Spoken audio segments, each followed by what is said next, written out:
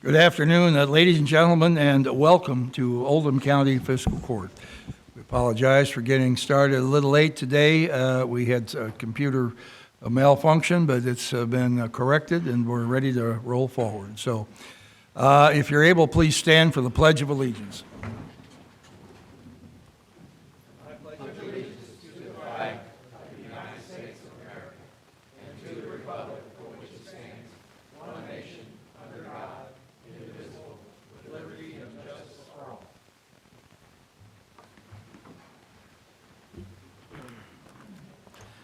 Please turn the cell phones to off or vibrate, please. Hallie Prane will now call the roll. Magistrate Likens. Here. Magistrate Tice. Here.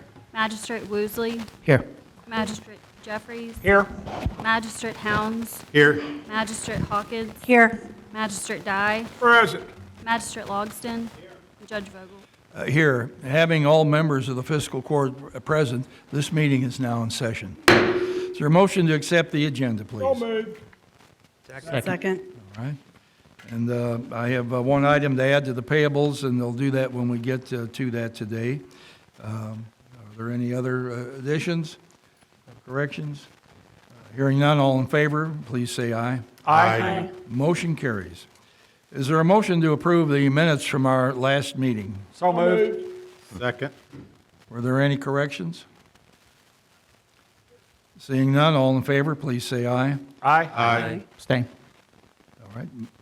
That's 8 to 1, please. Okay, thank you.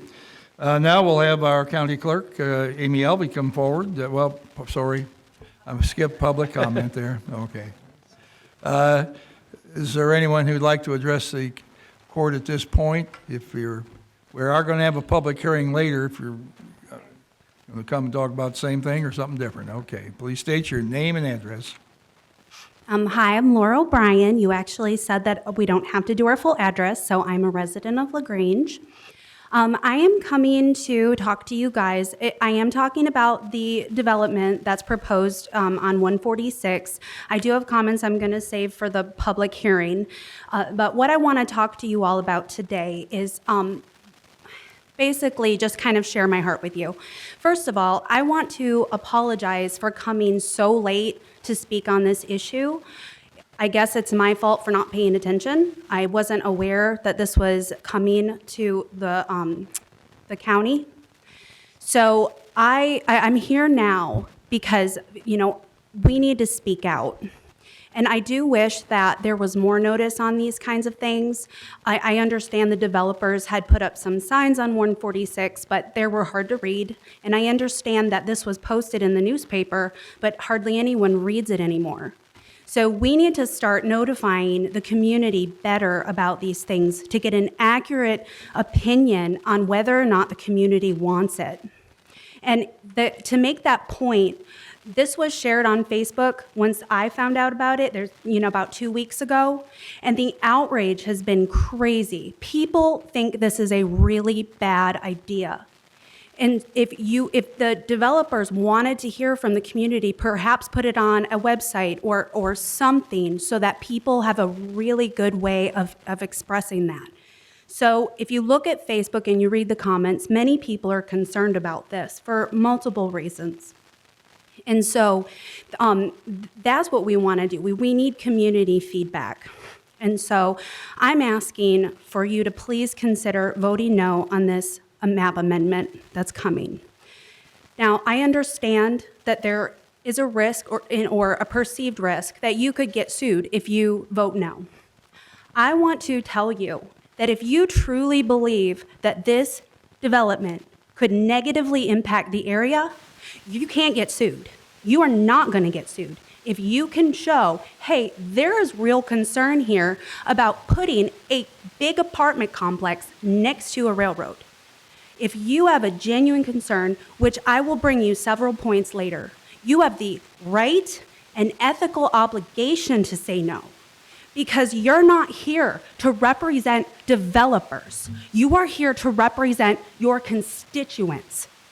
The Planning Commission failed us. The Board of Adjustment failed us. They rubber stamped this, and it is a reckless and not safe development to have there. So I'm asking you to please consider your vote wisely. I know several of you are up for election.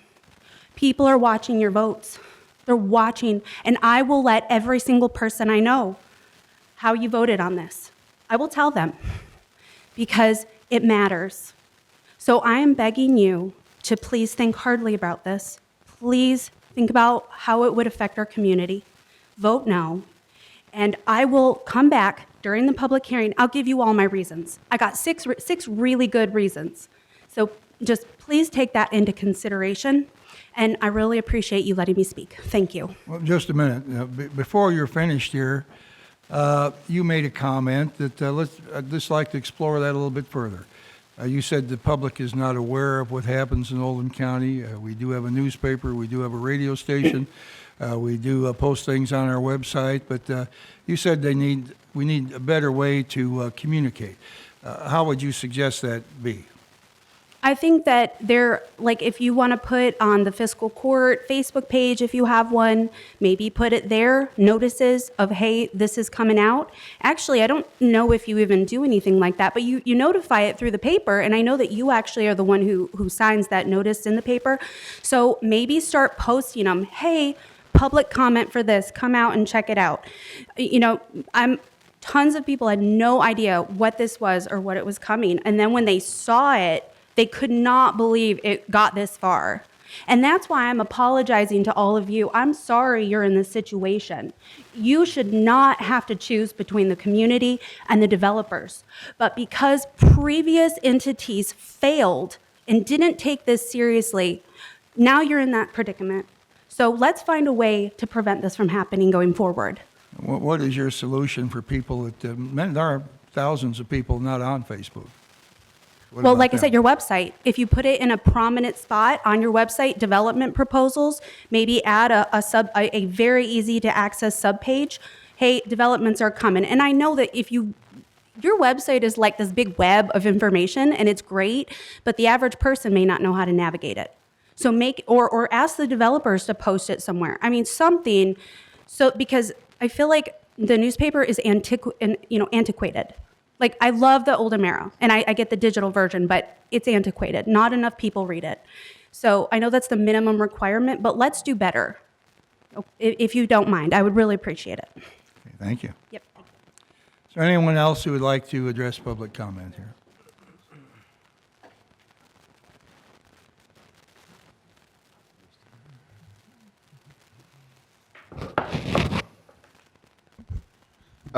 Hey, I'm Larry Kaiser, 3000 Maple Leaf Drive. Shout out to the Oldham era and Grant right here. Thank you for posting news and doing what you can. I recognize not everyone subscribes. I will say I like some of her comments about posting things on the Oldham County Fiscal Court webpage, some of the notices you could do there. I know that doesn't solve the problem for everyone. Another idea is a weekly newsletter. You could email out a weekly newsletter with these things on these boards. There's some things we could do. But having said that, and piggybacking off of that, some of my comments and the reason why I'm here today, the last two meetings, I found myself thanking Judge Vogel for various actions. I won't be thanking you today, but I won't be yelling at you either. I do want to thank Magistrate Stephanie Hawkins, IT Committee Chair, made a motion earlier to explore remote participation options. I really like that. I appreciate that. That's something people have been advocating for a while. I look forward to seeing that come to fruition. Also like to thank Deputy Judge Kevin Nuss, Stan Clark, and Bo Glass for sitting with me earlier to go over some open records requests. In that same vein, I'd like to also thank Ms. Holly Prain and Ms. Amy Alvey for being helpful in responding to some of these as well. On the topic of access and transparency, I do have a few questions regarding the compliance and process.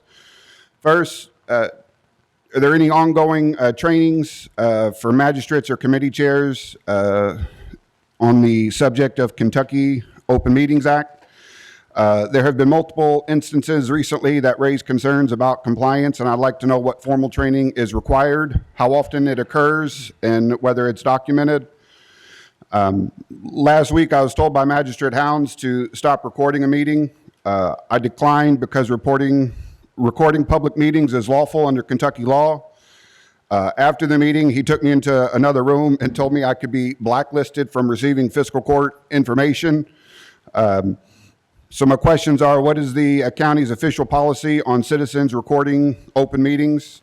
Is there any policy allowing a magistrate to threaten restricting access to public information? And what safeguards are in place to prevent retaliation against citizens who exercise those rights? Another issue, Magistrate Bob Dye up in the vestibule has personal campaign email address business cards instead of the county approved one. It has elect Bob Dye at Yahoo. Are there policies governing political campaigning inside or immediately adjacent to government meeting space? If so, what are they, and are they being enforced evenly? Some of these incidents raise a broader question around the Ethics Commission. Who serves on the County Ethics Commission? When were they appointed, and when do their terms expire? What is the formal complaint process? Is there a publicly accessible form, and what is the timeline to review and resolve these? Are the findings made public?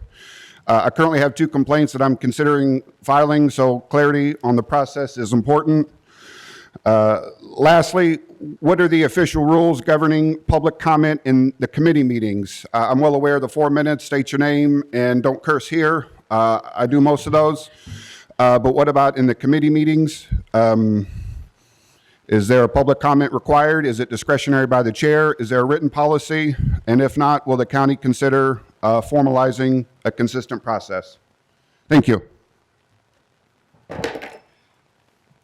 Is there anyone else who would like to address public comment here?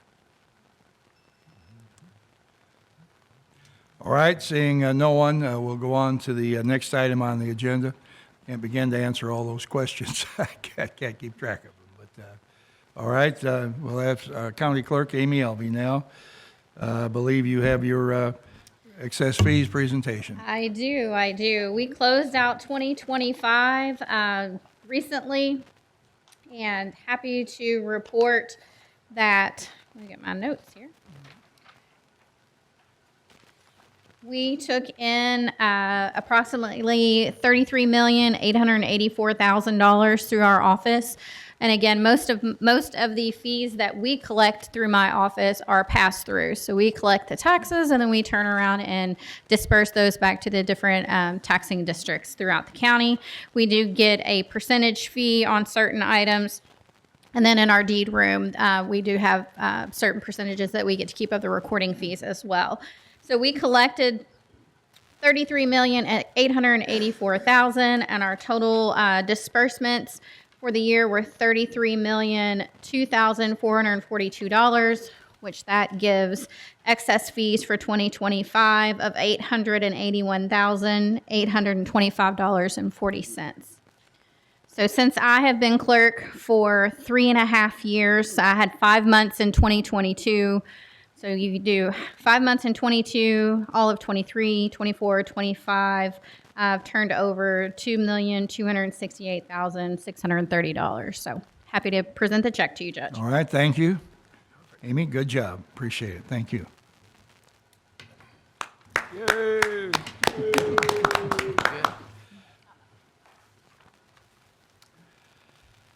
All right, we'll go on to the next item. We've got a bid opening here for the Oldham County Health Department Detention Basin improvements. Correct? I believe we have 4 bidders here.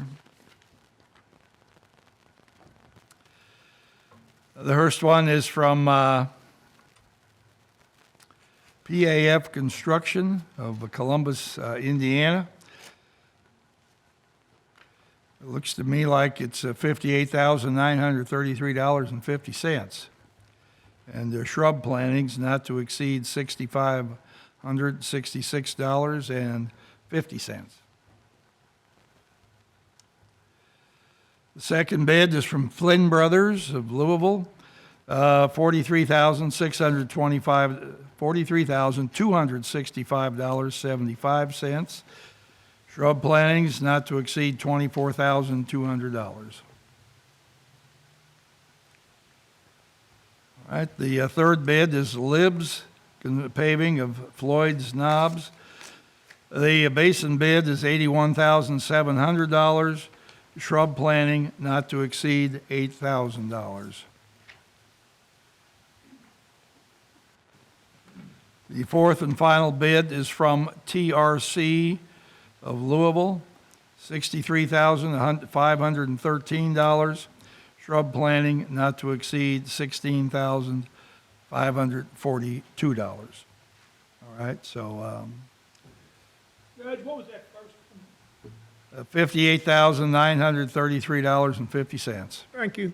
Shrubs is $6,566.50. So, all right, County Engineer Jim Silbin will take care of these. Thank you. Thank you.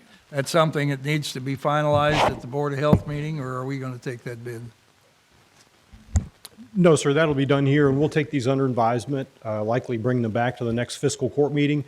This is actually work that's associated with the Curry's Fork 319H grant, the federal fiscal year 2022 grant that fiscal court manages. So that's why we are participating in this Oldham County Health Department basin stormwater improvement and water quality project. But again, we'll bring it back to the next meeting. All right, thank you. You're welcome. Now we'll go on to county administration, and we have the bills here. I mentioned earlier that I wanted to add a bill to this, and let's see, find it here. This is for playground equipment at Schomburg Park from Miracle of Kentucky. Miracle of Kentucky is all these state approved prices for mega tower and other and playing surface, concrete curbing down there, and a mat that won't be on the ground. It'll be on a surface that it doesn't have mud on it or anything like that.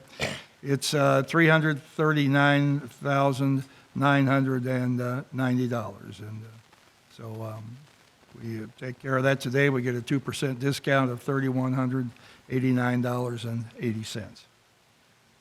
So I'll make that motion. Is there a second? Second. All right. Any discussion on this?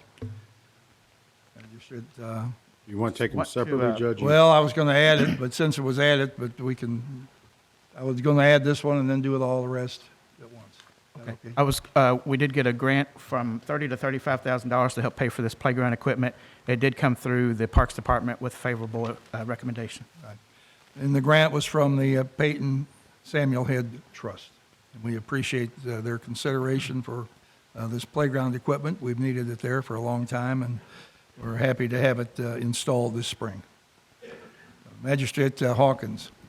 Did we vote on this in Parks Committee? I remember we got the presentation and then the man left. Well, I don't know if you voted on it or not. We had a presentation on it, but so I That was didn't hear any 200 years ago. objections to it. I know that was. That was 200 years ago. I don't remember. So it doesn't matter. We're at the committee of the whole today. I'm not, I just wanted to share that I wasn't going to be able to support it. The height, and then I know it's a state contract. I would rather go through the bidding process. So for those two reasons, I'm going to vote against that today. Well, this has been in the Parks Committee for a year. It's,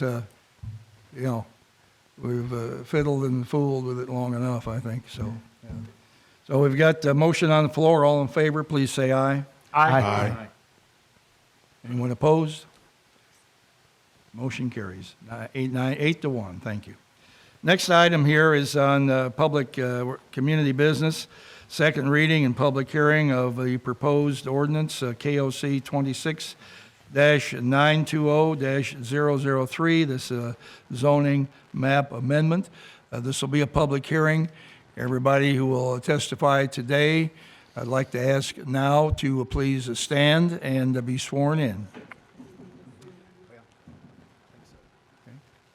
Raise your right hand. Do you solemnly swear to tell the truth, the entire truth, and nothing but the truth, so help you God. Thank you. Now- Judge, Yes, sir. if we do the payables, Did I?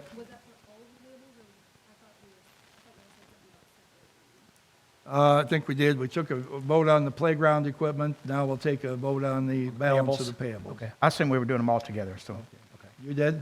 That was my second, was we were doing them all together, but. That's we can- my we can understanding as Split them well. back up, so. Put it back. We've got a motion and the second to do all the payables now. All in favor, please say aye. Aye. All right. And then, We want everybody to get their money, believe me. And public doesn't realize it here, but we process about, on the average of, pretty close to $1 million a week. can I, may I, what yes, sir. did, the second vote, did that include the playground equipment, or was the playground equipment only the first vote? That was the first vote.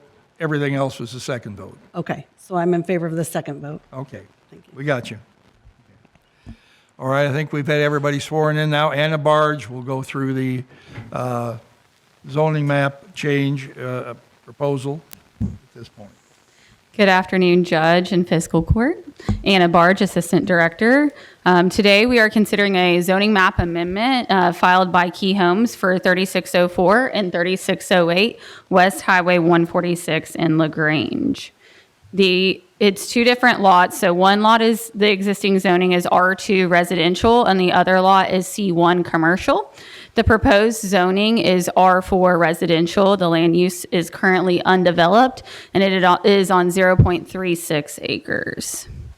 So here are the two parcels in question. So if we turn right onto Highway 146, heading towards 393, they'll be on your left. This map is pointing north. So here is the existing zoning. You'll see the property further to the east is zoned C1. The property on the west side is zoned R2. There is R4 across the street, along with some commercial and residential zoning and even some industrial zoning. And then this PUD zoning is the Buckner crossings to the south. If you keep following that south, you'll eventually get to the Buckner Kroger. In May 2025, a demolition permit was filed for the property at 3608 West Highway 146, and then in June of the same year, it was filed for the other property, and then they tore down the buildings on both properties. They were looking a little bit sad, and so thankfully those buildings have been torn down. So on December 9th, the Planning Commission considered docket PZ-25-003 for a zoning map amendment and development plan. The Planning Commission recommended approval of the zoning map amendment on a vote of 9-1, and then the Planning Commission approved the development plan itself on a vote of 9-3. Then on December 18th, the Board of Adjustments considered docket OC-25-050 for a rear yard setback variance. The variance was approved on a vote of 4-0. So this is the process. It's been a pretty lengthy process. So they started with their neighborhood meeting back in October, and then the technical review committee meeting was on November 19th. And just so you know and the public knows, all of our meetings, so technical review committee and planning commission, we post everything on our website. Usually we post the agendas the first week of the month or at the very end of the preceding month. And then we, following that, we'll post all the plans and the applications. And then a week before the meeting, we typically print the staff reports. So if you go to the planning and development page, you can see all of our meetings on those blue tiles. And if you click for more info, you can find that there. The Planning Commission hearing where the zoning map amendment was recommended for approval was on December 9th. The Fiscal Court first reading was on February 3rd. And then all the legal notices were done in accordance with KRS 100. And just so everybody knows, it does take about 4 weeks to get that notice in the Oldham area and meet the KRS standards. And staff do post that sign, not the applicant. So we posted 2 signs on this property because they are 2 different lots and 2 different zonings. So we wanted to make it really clear to the public what was going on there. So the Planning Commission meeting minutes were approved last week because the meeting in January was canceled due to the weather. And then that leads us today where we have the Fiscal Court second reading and public hearing. So the Oldham County Future Land Use Map, both the 2019 and 2025 version, predicts the use of this tract will be commercial. And then the plan meets all standards in the Oldham County zoning ordinance except for the variance that was approved. So here's that future land use map. It considers everything north of the railroad tracks to be commercial, or expects. That's future land use. That's just our glass ball prediction of what would be down that roadway. The applicant is seeking a zoning change from R2 residential district to C1 local business district, or R2 residential district and C1 local business district to R4 residential district to allow for a proposed 5-unit apartment complex. According to zoning ordinance 090-010, the purpose of R4 residential district is to allow a higher density residential uses and low intensity non-residential uses, which are served by adequate infrastructure, while maintaining the unique character of the neighborhoods at densities up to 16 units per acre. This district is used to encourage a wide variety of residential opportunities. So the proposed apartment complex, that development plan has already been approved by Planning Commission, is 5 units across 2 stories and a total building size of 7,500 square feet. So here's the picture from when I put up the signs from Planning Commission. So this is the, I just wanted a little lighter picture with maybe a little bit more green grass in there. And then this is when we posted the signs 2 weeks ago. And then this is the proposed plan. So keep in mind, they have this flipped. This is kind of facing like if you're looking at the property with the railroad in the background. So north is the other direction. So it's one building, 5 units. They have 10 parking spaces, including their 2 accessible parking spots. This is a front elevation rendering. So this is the current zoning on one of the properties, R2 residential. And this is what they could put on there, a single family house basically. And then C1, which has no setback requirements unless it abuts residential. And this is what could be put there right now theoretically. And then this is the R4 setback requirements. And then what could actually be put there. So it's a lot smaller than the C1. So in summary, an application has been filed by Key Homes LLC for a zoning map amendment and development plan on property located at 3604 and 3608 West Highway 146 in LaGrange. The property is 0.36 acres and is currently zoned R2 residential district and C1 local business district with a proposed zoning of R4 residential district. And these were the binding elements that were approved at the December 9th Planning Commission public hearing. These are their standard ones that go with the zoning map amendments or development plans. That the approval only applies to the plan presented at that December 9th, 2025 Oldham County Planning Commission public hearing. There shall be no changes to the plan without review by Oldham County Planning Commission and Engineer's Office, and that the plan has to comply with all federal, state, county ordinances and requirements and comply with all necessary easement restrictions at time of construction plan approval. And I did want to let you know, if you didn't look at the variance meeting at Board of Adjustments, we did share that we did reach out to CXX to make sure they have no problems with that setback variance, and they had no problems with that. And I do, if y'all need to see that, I did bring that email with me as well. All right, thank you. Now we'll have our presentation by the applicant. Up to 50 minutes, please. And we'll ask you to state your name and address as well.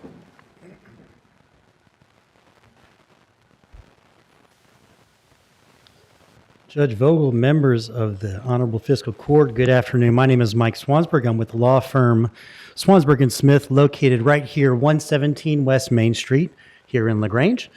Just for everyone's benefit, to the extent that it matters for anyone who's been paying attention the last couple of weeks, in addition to having a law firm that's based here in Oldham County, I also represent this county as the Assistant Commonwealth's Attorney. And in fact, have been serving this public for the last 9 years in that capacity as well. So I've actually, I have a tie and a connection to this county in addition to representing a lot of great clients that are here. In addition to that, before I get into his vision, I do want to introduce Billy Delker. And Mr. Delker was here. He raised his hand a second ago. I'm not going to ask him to come up at this point, but I do want to point out that he is in fact here. Mr. Delker is the owner of Key Homes LLC. They are the applicant in this case. And there's some discussion that I've seen before and have already heard today about the developer in this context, as if the developer in some ways is a faceless or a bottomless entity that's out to get the community in some way. I want you to all understand, and I want the public to understand, Mr. Delker, who is here, is the owner of Key Homes, and in fact, is a resident here of Oldham County. He has children that go to school here in Oldham County. They play sports here in Oldham County. He has been, for the last 20 years or so, integrally involved in the development of this county in some form or fashion. He is, in fact, a member of this community as much as anybody else. I just want to make sure that he's recognized in that context as well. I want to talk a little bit about his vision, though. That's why we're here today. I'm not here to talk about him. I'm here to talk about his vision. And that vision is an apartment complex, one building, 5 units, located on Kentucky Highway 146 between here and Buckner. Let's get into this right off the bat. Here's the request. A lot of what I'm going to say has already been said by Ms. Barge. I apologize for duplicating that, but in many sense, it is in fact appropriate and important for us to understand that. So here's the request. Applicant has come before, that's Key Homes, that's Mr. Delker again, is coming before you all seeking the approval of an amendment to the Oldham County zoning map for the parcels located at 3604 and 3608 West Kentucky Highway 146, as seen right here, from R2 and C1. Each of these, by the way, is its own zoning classification at this point, to both of them being R4. That's the ultimate request.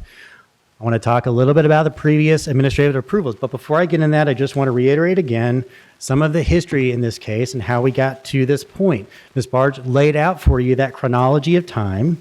I want to talk a little bit about some of that again, just for everyone's benefit.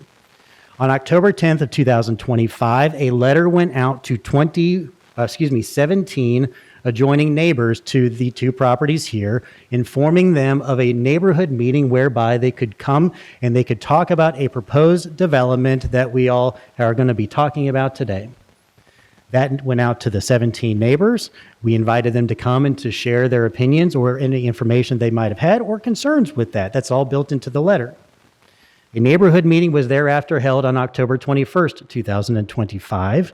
And at that meeting, one neighbor did in fact show up, and she had a number of questions that we were graciously appreciative of the fact that she had them, and also appreciated the opportunity to talk with her about any concerns she might have had, in addition to any questions or, quite frankly, any words of support that she might also have had. It was a good meeting with that particular neighbor that showed up. That occurred on October 21st of 2025. After that, a notification was sent out because an application was filed by Mr. Delker to the TRC.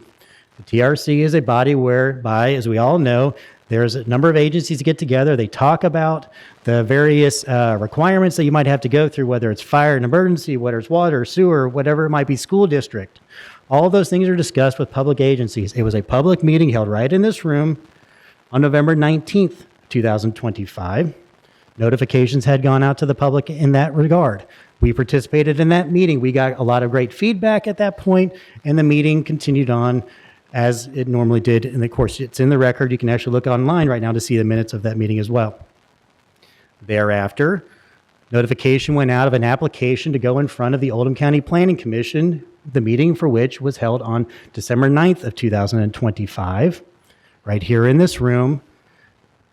And at the Planning Commission meeting, as you can see right here, the Planning Commission voted 9-1 to recommend to the Oldham County Fiscal Court that it approve the applicant's request to amend that zoning map amendment. And I highlighted for you the vote. This is from the minutes themselves that show exactly what was done by the Planning Commission on November 9th in the context of the zoning map amendment. There was, in fact, another request for the development plan that's not, in fact, in front of you all, as you all know. That also was approved by a vote of 9-1 by the Planning Commission. By statute, that doesn't come before the Fiscal Court. That's where it ends, is in front of the Planning Commission. I hope I'm not patronizing anybody, but I do feel it's important to at least educate the public about how this process, in fact, does occur. So, as I indicated on that front, that's the minutes from that meeting. 9 days later, at its meeting on December 18th, 2025, the Oldham County Board of Adjustments and Appeals voted 4-0 to approve the applicant's request for a rear yard setback variance of 21 feet in furtherance of that same development plan. To the extent that you're interested in what that is, I get to a slide in a minute. I'll show you what I'm talking about when we say the variance, just for your own education. And at that point, again, it was done by a unanimous vote of 4-0. I went back and looked at the minutes from those before I came in today, just because I was curious to see. And during both the Board of Adjustments meeting and the Planning Commission meeting, there is a record that not one individual said anything in opposition to this particular plan. That does not mean that there are people that don't have opposition. I understand that that's the case. What I'm just articulating, though, is that at the 2 prior governmental body meetings before this one, where the public was invited to come and comment, not one person said anything in opposition to or concerns about this project. So here we are today asking you all again for a final approval. This is the 3rd governmental body that we have come in front of at this point, seeking approval of a change in some way to the property to allow Mr. Delker and his team to build something that he sees as a beneficial use of that property right here in Oldham County. Since I'm a lawyer, I like to talk about what the guiding standards are. What's the law? Why does the law matter? Because it's the standard upon which you all have to decide whether or not to approve or deny something. And in this particular case, that law is set out in the Kentucky Revised Statute, specifically KRS Chapter 100.213, Sub 1, which does say that before any map amendment is granted, the fiscal court must find that the map amendment is in agreement with the adopted comprehensive plan, or in the absence of such a finding, that one or more of the following apply. And there's actually 2. There's an A or a B. A generally says that the existing classification is inappropriate and that the new one is appropriate, or B, that there have been major changes of an economic, physical, or social nature within the area involved, which were not anticipated in the adopted comprehensive plan and which have substantially altered the basic character of such area. That is a basis upon which, if that is found through substantial evidence presented to you all, that you all may approve a zoning map amendment. That's the standard here in Kentucky. Let's talk about that comprehensive plan. That's the first prong of that standard. So this is the new comprehensive plan. You all have, I know there was an extensive amount of work that went into creating a new comprehensive plan. I know this is something that you all dealt with in your capacities as the fiscal court at most recently. And I want to highlight how this particular plan meets the various components, or some various components, of the comprehensive plan. First, I'm going to highlight for you land use objective LU-1-1 within the comprehensive plan, which says, quote, new development should be compatible with surrounding land uses, community, and local infrastructure. This project we would submit will ensure compatibility with adjacent development, particularly the Oldham Point apartment complex across from Kentucky Highway 146. I want to say something right now on the record to make sure everybody has heard, because I've seen statements to the contrary. What I said at the Oldham County Planning Commission, and what I will tell you all today, is that this is not a phase 2 of the Oldham Point complex. They are not, in fact, related entities. They are actually owned by different legal bodies, although there are similarities of ownership between the two of them. They are, in fact, have no common amenities. There are no common benefits between the two of them. There is no anticipation, for example, of pedestrian traffic between the two for any benefit. There's no pool at the other side that these folks are going to go over and use in any way, shape, or form. So this is not a phase 2 of the existing project. However, it will in fact be complementary to the existing Oldham Point apartment complex across the street. So we think that is a one proposal, land use objective LU-1-1, that is met here. Another one, land use objective LU-1-4, quote, encourage development in areas with existing capacity, infrastructure, and services before moving into less developed areas of the county. Everyone's already seen, and you may already be aware, this property was already developed at one time. There were actually 2 different structures that existed on each of the 2 lots that we're talking about at one time. This is not a farm out in the middle of nowhere that's going to be all of a sudden developed into a high-density residential structure. This is an area that was already at one time developed, and is going to be utilized for a new type of development, assuming that you all approve this. That is the goal at the end of the day of this particular request, is to use existing property for what we believe to be a beneficial use for the county. It included both a residential structure. Again, this is not an existing agricultural area that is going to somehow be paved over. Other areas of the comprehensive plan, LU-2-1 of the comprehensive plan, quote, encourage a balanced mix of housing types, including single-family, multifamily, and mixed-use options to expand affordability and lifestyle choices. I'm going to talk a little bit more about that later on in my presentation, but I do want to highlight for you all that there are economic forces right now, such as input and labor costs, that are forcing individuals who are developers or companies that develop structures in this country to consider multifamily options instead of your traditional single-family homes, including here in Oldham County. The comprehensive plan essentially says one of the things we should consider when developing in this county are different types of residential structures, not just the amazing single-family home subdivisions that we have here, but also higher density residential uses. LU-2-1. We believe that that is met here. LU-2-3, address affordable housing within all areas of Oldham County. One of the great things about Oldham County is that we have a lot of really nice homes here. Great homes, great schools. It's an attractive place to be, I can assure you. But one of the downfalls of Oldham County is that we have a lot of really nice homes here and a lot of people who cannot afford really nice homes. There's a lot of people who want to move into this county who cannot buy a $500,000 home sitting on an acre lot or $1 million home sitting on a 5-acre lot. They need to have an alternative means through which they can get their foot in the door here and take advantage of and contribute to all of those amazing benefits that are provided here in Oldham County. We believe that this project is going to advance that particular interest as well. You're going to give people another option to get in the door here and to start contributing to, including paying taxes for the benefits and the services done here in this county. So we talk about the comprehensive plan.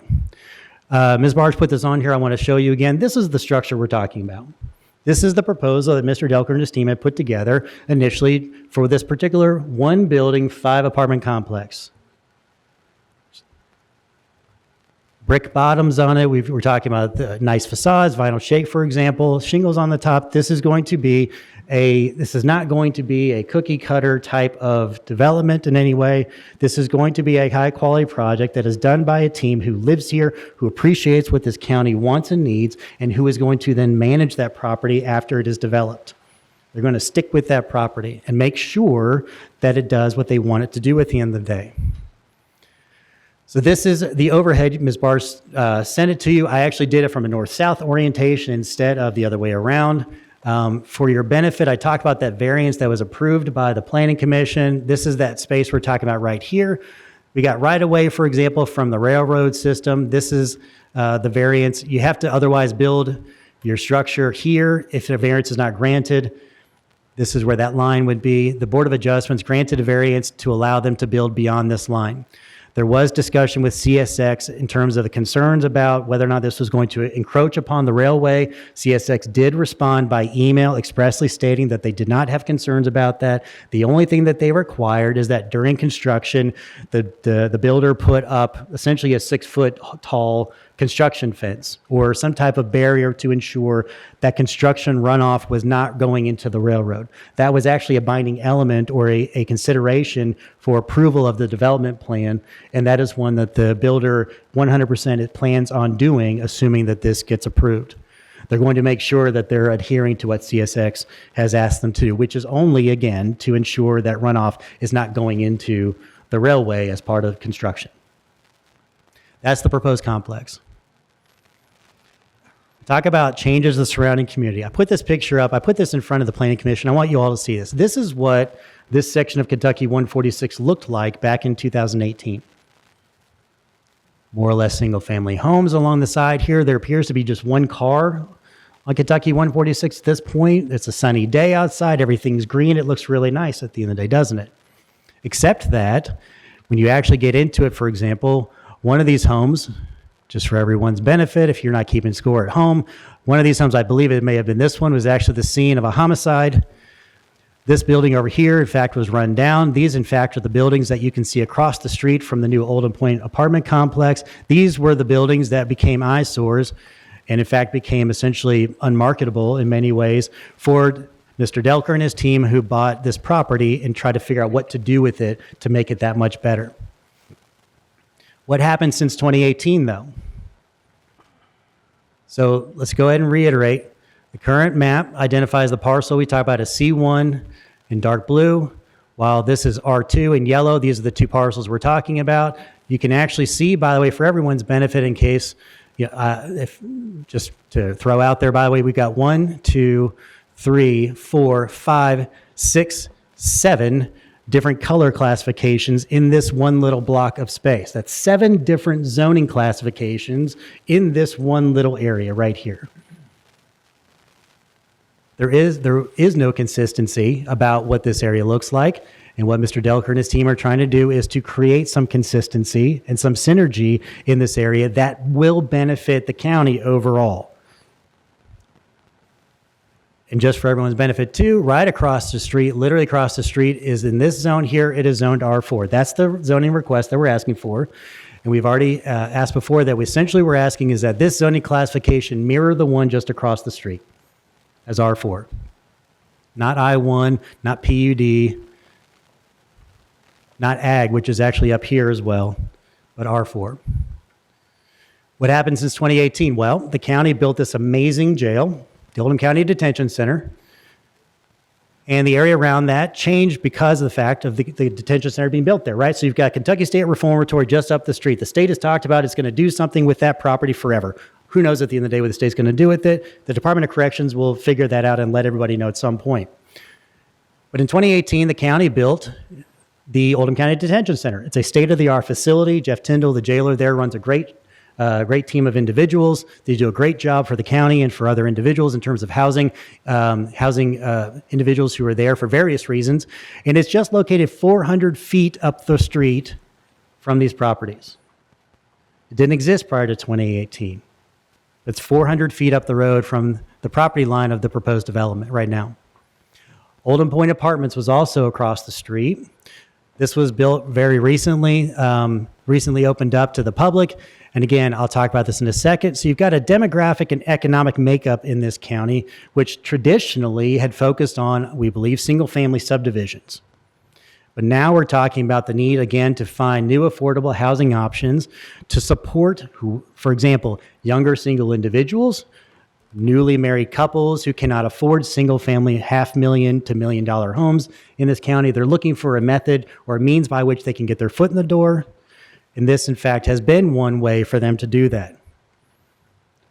There was some issue or question raised about, well, why high density? Why do we want high density? Or why is it important at the end of the day? Or why is that something we're even considering? A couple of reasons. One, I put this chart on there because it appalls me and I think it should be shared with everybody else. The overall cost to build a single-family residence in the United States has skyrocketed since 2019. And by way of example, I'll show you this chart here. The National Association of Home Builders, based on a survey that they conducted over the course of 6 years, found that just the average construction costs, we're not talking about marketing, we're not talking about overhead, sales, or profit, just the construction costs of a single-family home in the United States in 2019 was $296,792. That was just the cost of construction for a home, not the final price of a home, just the construction costs of a home. In 2024, that number was $428,215.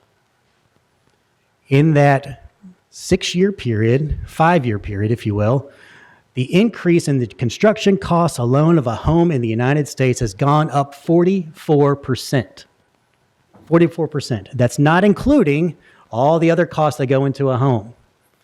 But, in case anyone's wondering, the construction costs, by the way, make up 64% of the average price of a new home in the United States as of 2024.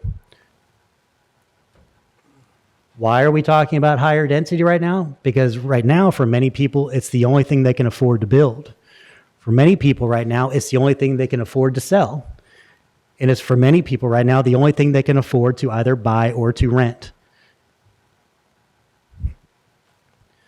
Talk about the big picture. The proposed apartment complex, again, we believe reflects the growing diverse population of Oldham County and provides a means of increasing not only residential options, but also an increased tax base without sacrificing in quality in construction or in property management. Mr. Delker and his team are going to build the property if it's approved. Mr. Delker and his team are going to manage the property if it's approved.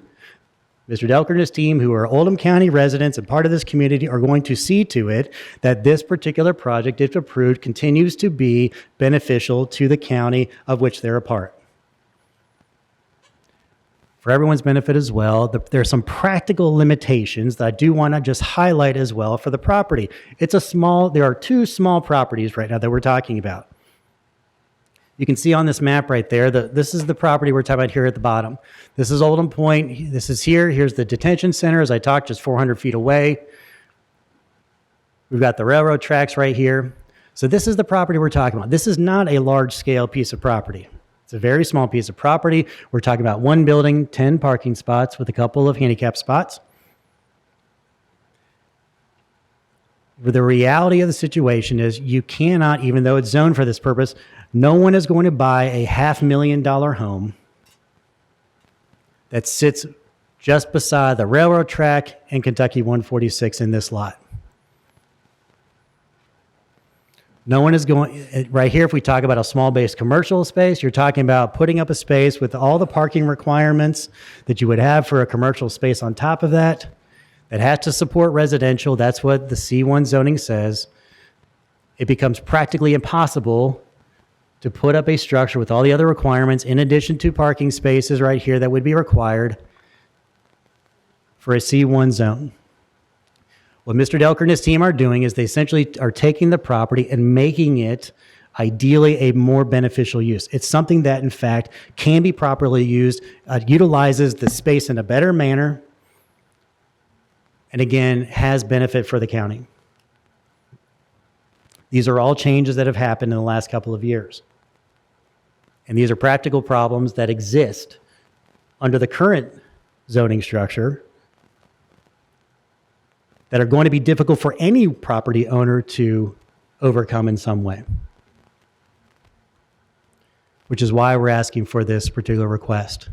So from my perspective, the summary for you all, we're respectfully requesting that we approve an amendment to the zoning map amendment for those two parcels located at 3604 and 3608 West Kentucky Highway 146 from R2 and C1 respectively to R4 on the basis that the proposed changes and that underlying development proposal are consistent with the Oldham County Comprehensive Plan. I highlighted at least 4 areas of the comprehensive plan where it is consistent with the plan, and in the alternative, if you will, that there have been major changes of an economic, physical, or social nature within the area and across the country, which were not anticipated in the adopted comprehensive plan, and which have substantially altered the basic character of the area. This is the structure set forth in KRS 100.213 sub 1.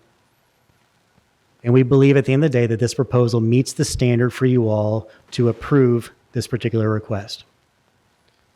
Judge, from my perspective, that's all I have. At this point, I'll invite if Mr. Delker has anything else he wants to add from his perspective at this point to talk with you all as well. I appreciate your time. Thank you very much. All right, thank you, Mr. Swanberg. Is there anyone else here who would like to speak in favor of this proposal?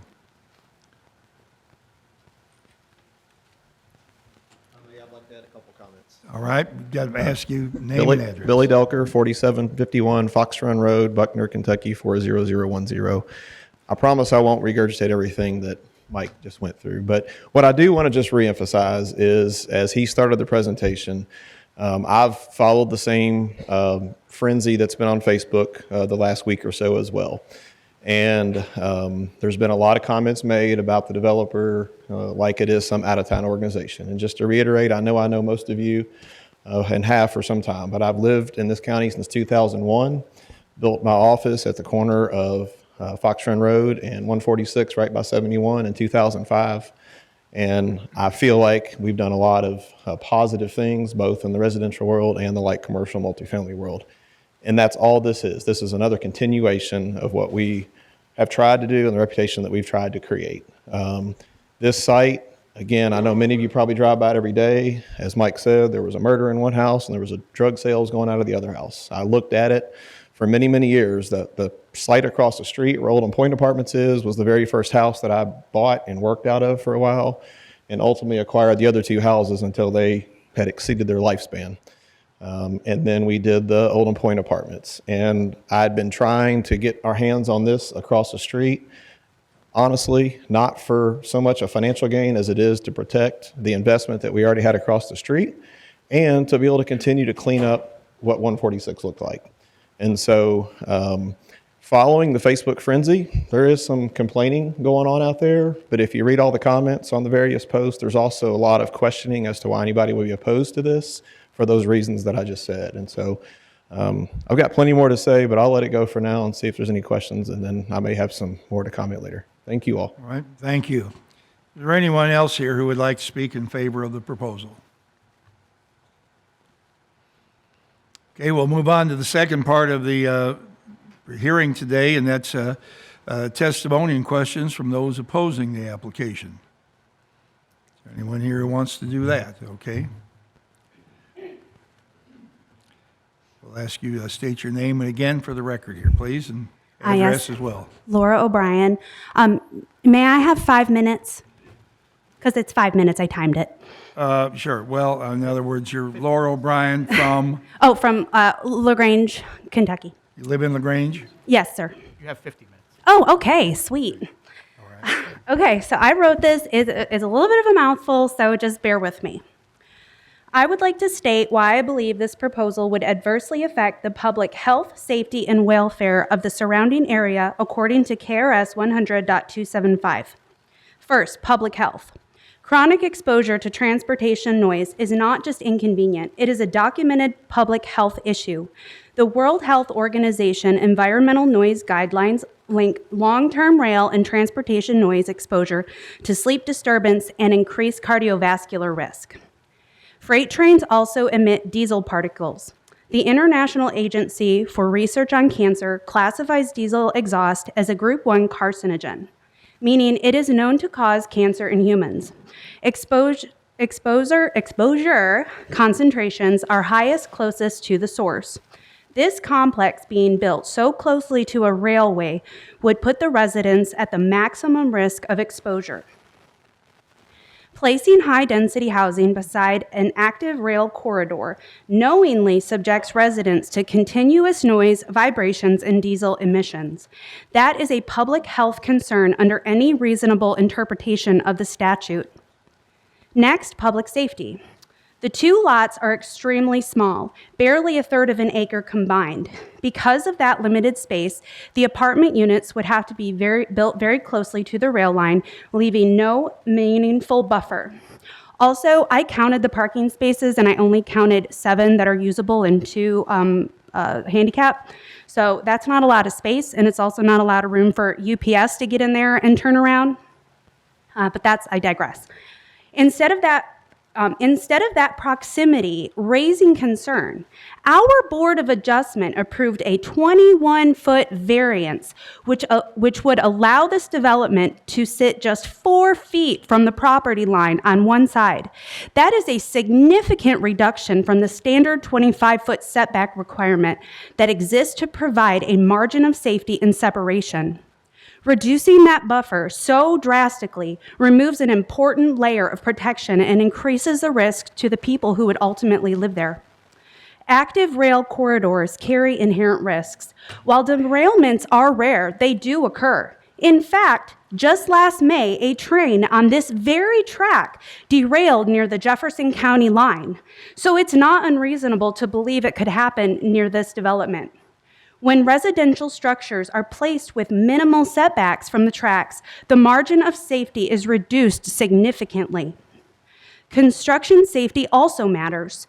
Given the confined footprint of these 2 small lots, heavy equipment, staging, and materials will inevitably spill over into the surrounding areas along Highway 146.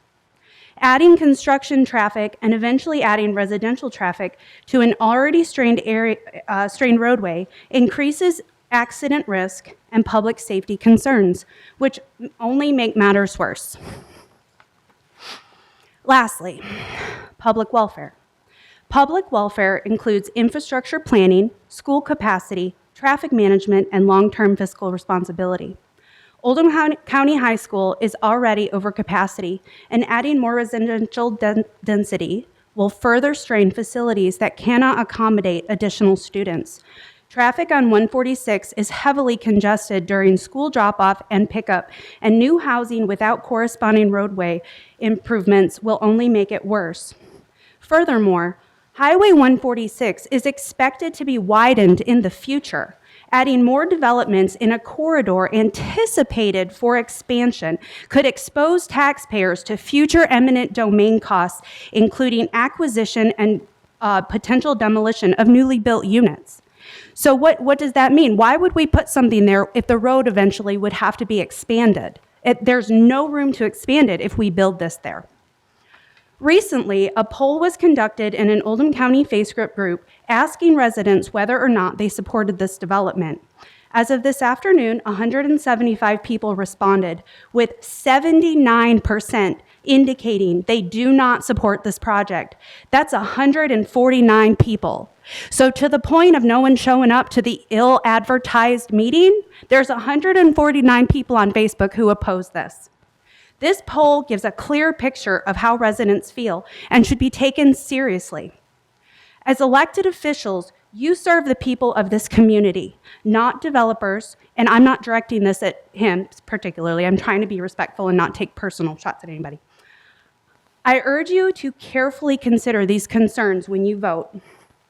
According to the statute, you are permitted to deny a zoning amendment if it adversely affects public health, safety, and welfare. There are 6 reasons why you should vote no on this amendment. 1, because of the unavoidable proximity to an active rail line. If you haven't been over there, the railroad is up on a big hill. So I don't know, nobody is asking how close will that building be to the actual railroad. No, I don't know how much that is, but it can't be very far. And how are they going to protect the noise pollution and the vibrations when it's literally right there next to the building? So because of the unavoidable proximity, that's one reason. Also, number 2, because of the documented environmental exposures, as I mentioned about diesel. Number 3, because of the lack of safety margins, which was that 21-foot variance that was approved in a really haphazard way. Number 4, because of the strain it will put on the infrastructure. And number 5, because of the school capacity concerns. And lastly, 6, because it will set a precedent for more developments to come. This is not the end of it. Once you change that one, it's going to domino effect all the way down the road. And I am not opposed to smart development, long-term, thoughtful development. This is reckless, and it doesn't look long-term. Our schools cannot handle more subdivisions until we address the roads. So I beg you, please say no to this. Please. You have every right and legal responsibility to vote no on this amendment, and I hope you will. Your constituents are depending on you. Thank you. All right, thank you. Is there anyone else who would like to speak in opposition to this? All right, you have to come. Well, you were not sworn in. I didn't stand up. Oh, I don't think you'll be able to testify, Mary. You weren't sworn. Ms. Swear me in now? What? She just needs to be sworn, Your Honor. Yeah. All right. You swear to tell the truth, the entire truth, and nothing but the truth. I do. So help you God. All I do. And you state your name and address. Mary Lowry, 326 Maple Avenue, Pee Wee Valley. So I heard about this hearing, was curious about what was being voted on. I drove by, spent some time. I think you're trying to fit a square peg into a round hole. We need affordable housing and we need high density housing in Oldham County, absolutely. But I think you're setting a precedent. If you approve this, that there are going to be other developments that I feel are not suitable in the space that they're in. So my thoughts. Thank you. Okay, thank you. Is there anyone else who would like to address this? All right, seeing no one, we'll move on to the next step, and that is the questions of the applicant. Do you have any questions about those opposing the application, or would you like to offer some rebuttal information? Just very quickly, I don't have any questions, Judge. I just want to, just a couple of things real quick just about this. There were some comments made. I just want to make sure I state for the record some thoughts on that front. There was discussion about transportation, noise, and particulates. Question I might have is, what do we tell the individuals who are in the city of LaGrange, who work and live right there on the railroad track every single day? In fact, my office is actually located out the window outside. The office I'm in is in fact right across a car length from the railroad track, and I'm there anywhere between 7 and 10 hours a day. So at this point, concerned about location to or proximity to the railroad, I think that there's plenty of evidence out there to suggest that we live around the railroad in this county every single day and seem to do just fine with the railroad at the end of the day. We talk about existing or impacts on the infrastructure, whether it be the school system or whether it be the highway or traffic on Kentucky 146. And those are valid concerns in the context of a usual subdivision sense. When you've got, say, for 100 homes, and how's that going to impact the school? How many times you're going to be able to build that? What the number of cars are going to be out there? I wanted to just reiterate that we're talking about a 5-unit apartment complex, 5 units. There's no evidence at all that all 5 of those residents, or quite frankly, any of the 5 residents, would in fact have school-age children. They're going to be individuals who are going to apply to be residents of that. They're going to fill out lease information, applications, all that good stuff. But there's no evidence whatsoever that in fact you're going to have any impact on the school district at all. In addition to that, there's no evidence whatsoever that the 5 individuals or 5 families who are going to live there will in fact do anything to impact Kentucky 146 during peak traffic hours. It's entirely possible, or just as likely in the other scenario, that you have 5 individuals who are single, who are all remote workers, who are going to be living in that apartment complex and are going to be coming and going at completely different times of the day. It's entirely possible that you actually have an individual employed by the Department of Corrections at one of the 3 facilities that we have just up the street who may in fact be working in the night shift and won't in fact be impacting the school district because they're going to be working opposite shifts or opposite times of the day. There's no evidence whatsoever that these 5 units with the 10 parking spots we're talking about, including 2 handicap spots, are going to have any real impact on Kentucky 146. And we have to assume for this sake of discussion that the absolute worst case scenario for that purpose is that there are 10 cars for the 5 units and all 10 of them leave at the same time. Or that 8 of them leave at the same time. Or that 9 of them leave at the same time. At some point, we have to ask what proof is there that that in fact will be the case. The last thing I just would say in terms of I know that there are people who are not supportive of this project. I know that there are people out there who don't support it at the end of the day. I respect and appreciate that there are people out there. And I know that there are groups that are out there that don't support this project in some way, shape, or form for various reasons at the end of the day, all of which are perfectly valid to those individuals in their own right. My concern about talking about Facebook groups, for example, as being a metric upon which we decide whether or not to approve something is that we don't know who those individuals are at the end of the day. Facebook groups can be joined by literally anybody, most of whom probably have some consistent viewpoint with the group itself. So it's not entirely unreasonable to think that a group of individuals in a group site that may in fact be opposed to developments like this on the whole would in fact be opposed to this development.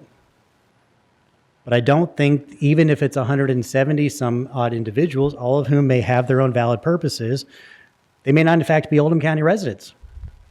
They could be Jefferson County residents. They could in fact be citizens of the state of Indiana for all I know. But I don't think that that is a basis upon which the statute says that you can, in fact, deny a request such as this. So I just wanted to make sure I pointed that out. At the end of the day, again, I appreciate the concerns that are raised by individuals. I know at the end of the day that there are individuals that would have, they would do this in a different way if they were given the opportunity. But the fact of the matter is that Mr. Delker and his team are the ones who own the property. They had a vision for the property when no one else did. And they want to execute this vision in a manner that they believe, again, is going to be beneficial to Oldham County. Thank you. Appreciate that. All right, is there anybody in the opposition who would like to respond to Mr. Swanberg's comments? All right, you're welcome.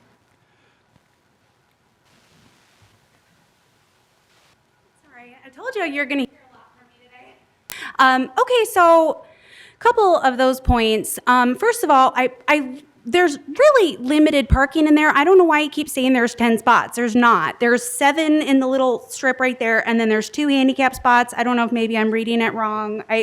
Either way, that's like 1 spot per person, you know? So that's, I don't, just please pay attention to that because the parking is going to be very limited. Another thing is that I have a friend who's, very close friend lives in that Oldham Point across from it. And she said that it is an absolute nightmare to try to get a left out of that subdivision, out of the complex that's right across the street from it. Now, I'm assuming 6 o'clock in the morning, it's probably not bad, but trying to make a left out of there, maybe peak hours, is very difficult already, okay? And so imagine the construction and the amount of mess that is going to take place to make that into a resident, like into the complex. It's so limited. Go over there. I encourage you, go over there and look. There's no room. Where are they going to put the cranes? Where are they going to put the concrete mixers? Where are they going to put the backhoe? There's nowhere to put it. So it's that part in itself is going to be a nightmare. Then you move over to once they are here. I know they're saying it's just 5 units. It's never just 5 units.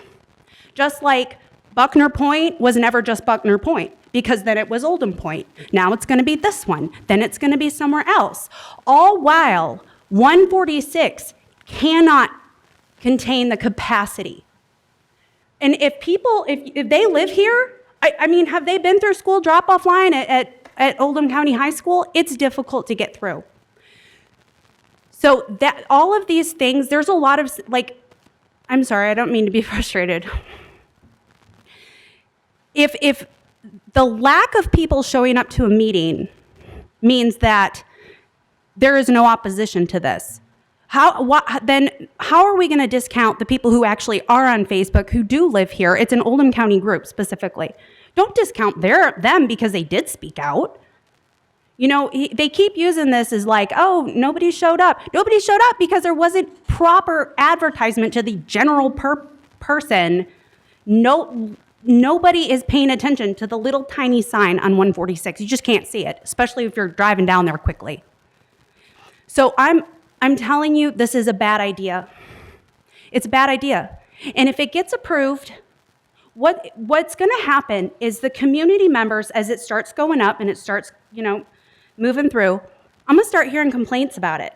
People on Grapevine, if you've been on there, oh, those people are mean.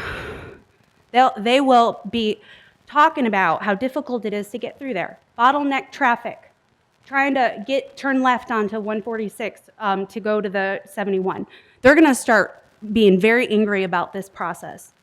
And then it will be your fault. And I'm not trying to be mean. It'll be your fault. You will be the ones that approved it. So please be the last line of defense for us. It has to stop here. That is the biggest complaint that we have in this county is the overdevelopment, the lack of planning and foresight.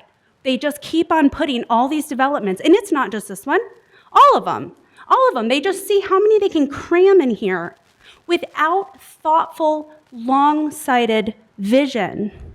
I don't have a problem with development if it's done well. I don't. But don't forget, it's also not just those 2 apartments, okay? We got 300 units on Commerce Parkway that are districted for Oldham County.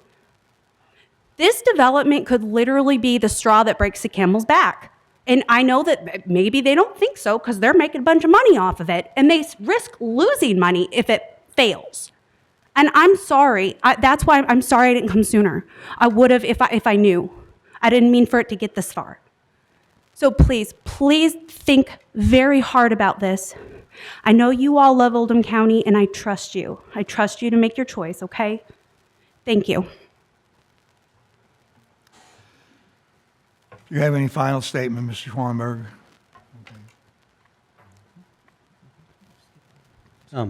Judge, members of the Fiscal Court, again, I appreciate the opportunity to make this presentation today. I appreciate the discussion that we've had.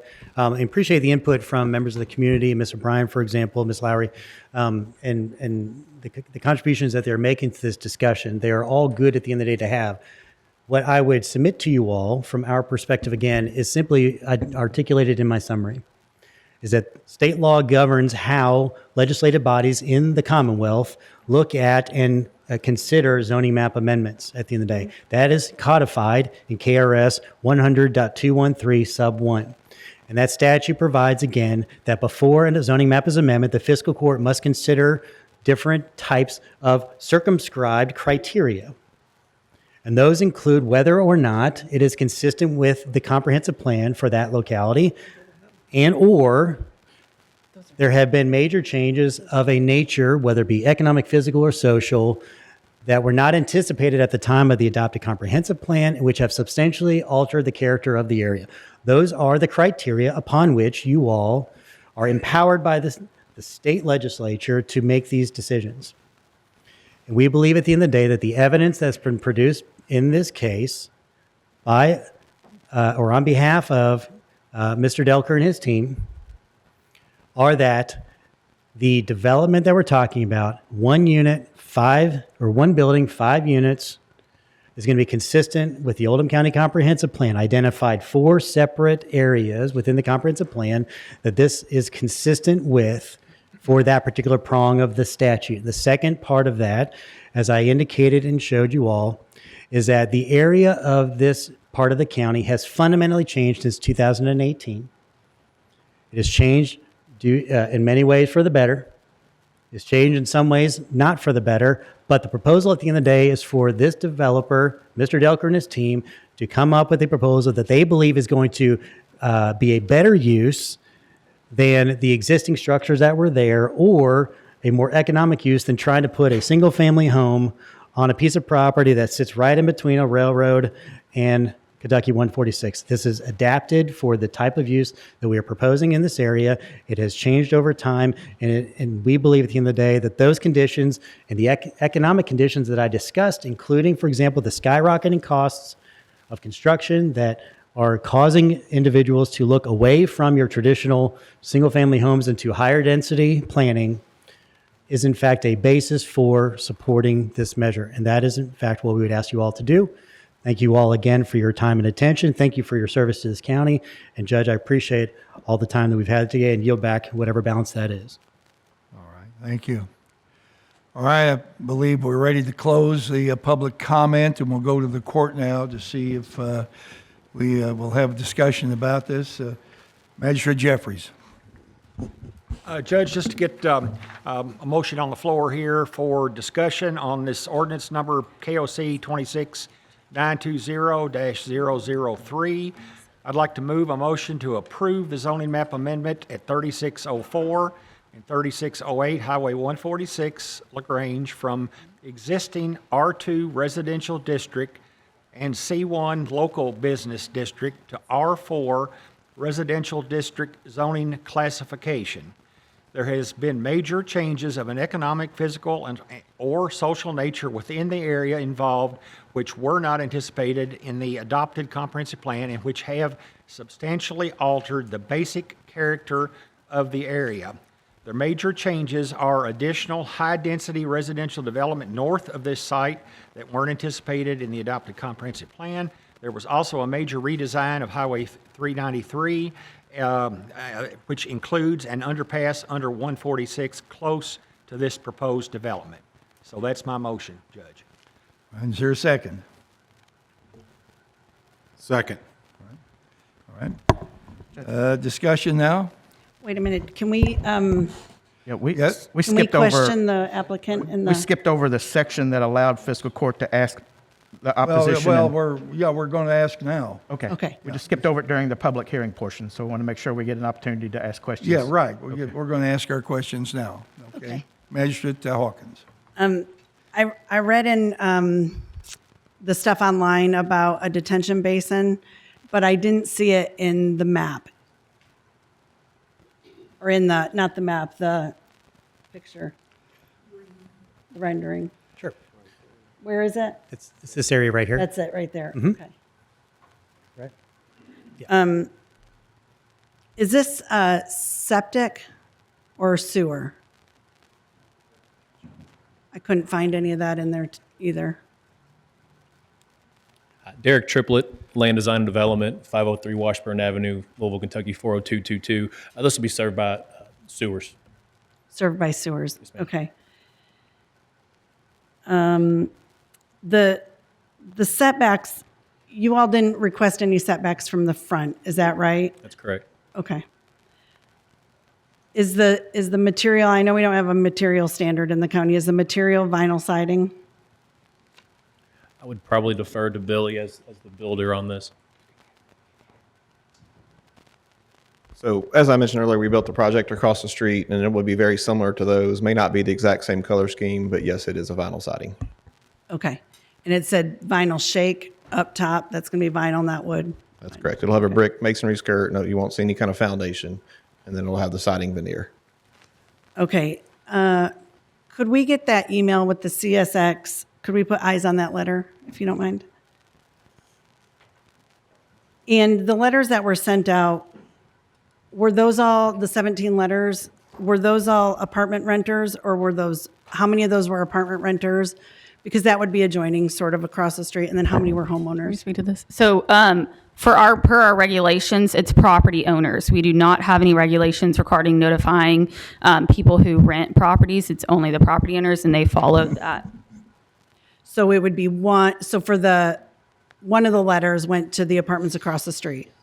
Or two of the letters, how many lots is that across? Sorry.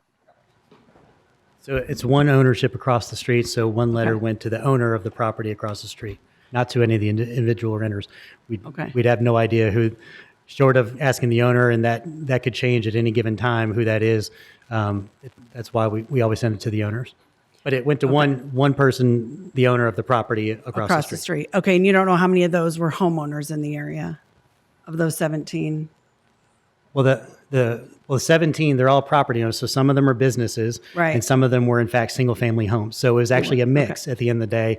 There are some single-family homes that run along the south side of Kentucky 146 to the west of the property, including the neighbor who showed up. That's a single-family home, so there are a couple that are still there along the property, but a lot of them are either commercial properties or governmental properties. The Oldham County Fire Department, for example, has a training facility there. I think we may have said the detention center may have counted, and we may have sent something to Oldham County as a property owner on that front as well. But it was a mix of individuals. So maybe about 5 homeowners, if the homeowners were the south, right there, and you said there's a few neighbors right there. I would be speculating as to individual homeowners or anything in the day, but a small number at the end of the day. Again, the 17 takes the total number of neighbors that ordinance requires us to notify, and we followed the ordinance on that front to notify. And in some cases, quite frankly, what I tried to do was, if it was kind of on a line, I just defaulted to going ahead and sending something out of an abundance of caution. So I actually tried to be more liberal with who I notified for the neighborhood meeting than the ordinance might have otherwise required, to the extent that, again, they're right on a line between, the distance by which, or if they're adjoining, but they're really super close, that I might have included them as well. Okay. And to clarify, so they only send out the notifications for the neighborhood meeting, and then we send out all the notifications after that. So TRC, Planning Commission, Board of Adjustments, this second hearing, and even for Board of Adjustments, for that one, technically, they only had to do adjoining property owners, but they did want to make sure they included everybody that was notified for the other things. So they had extra notifications for that. So on the overhead, Wayne Bolin was the public projects manager.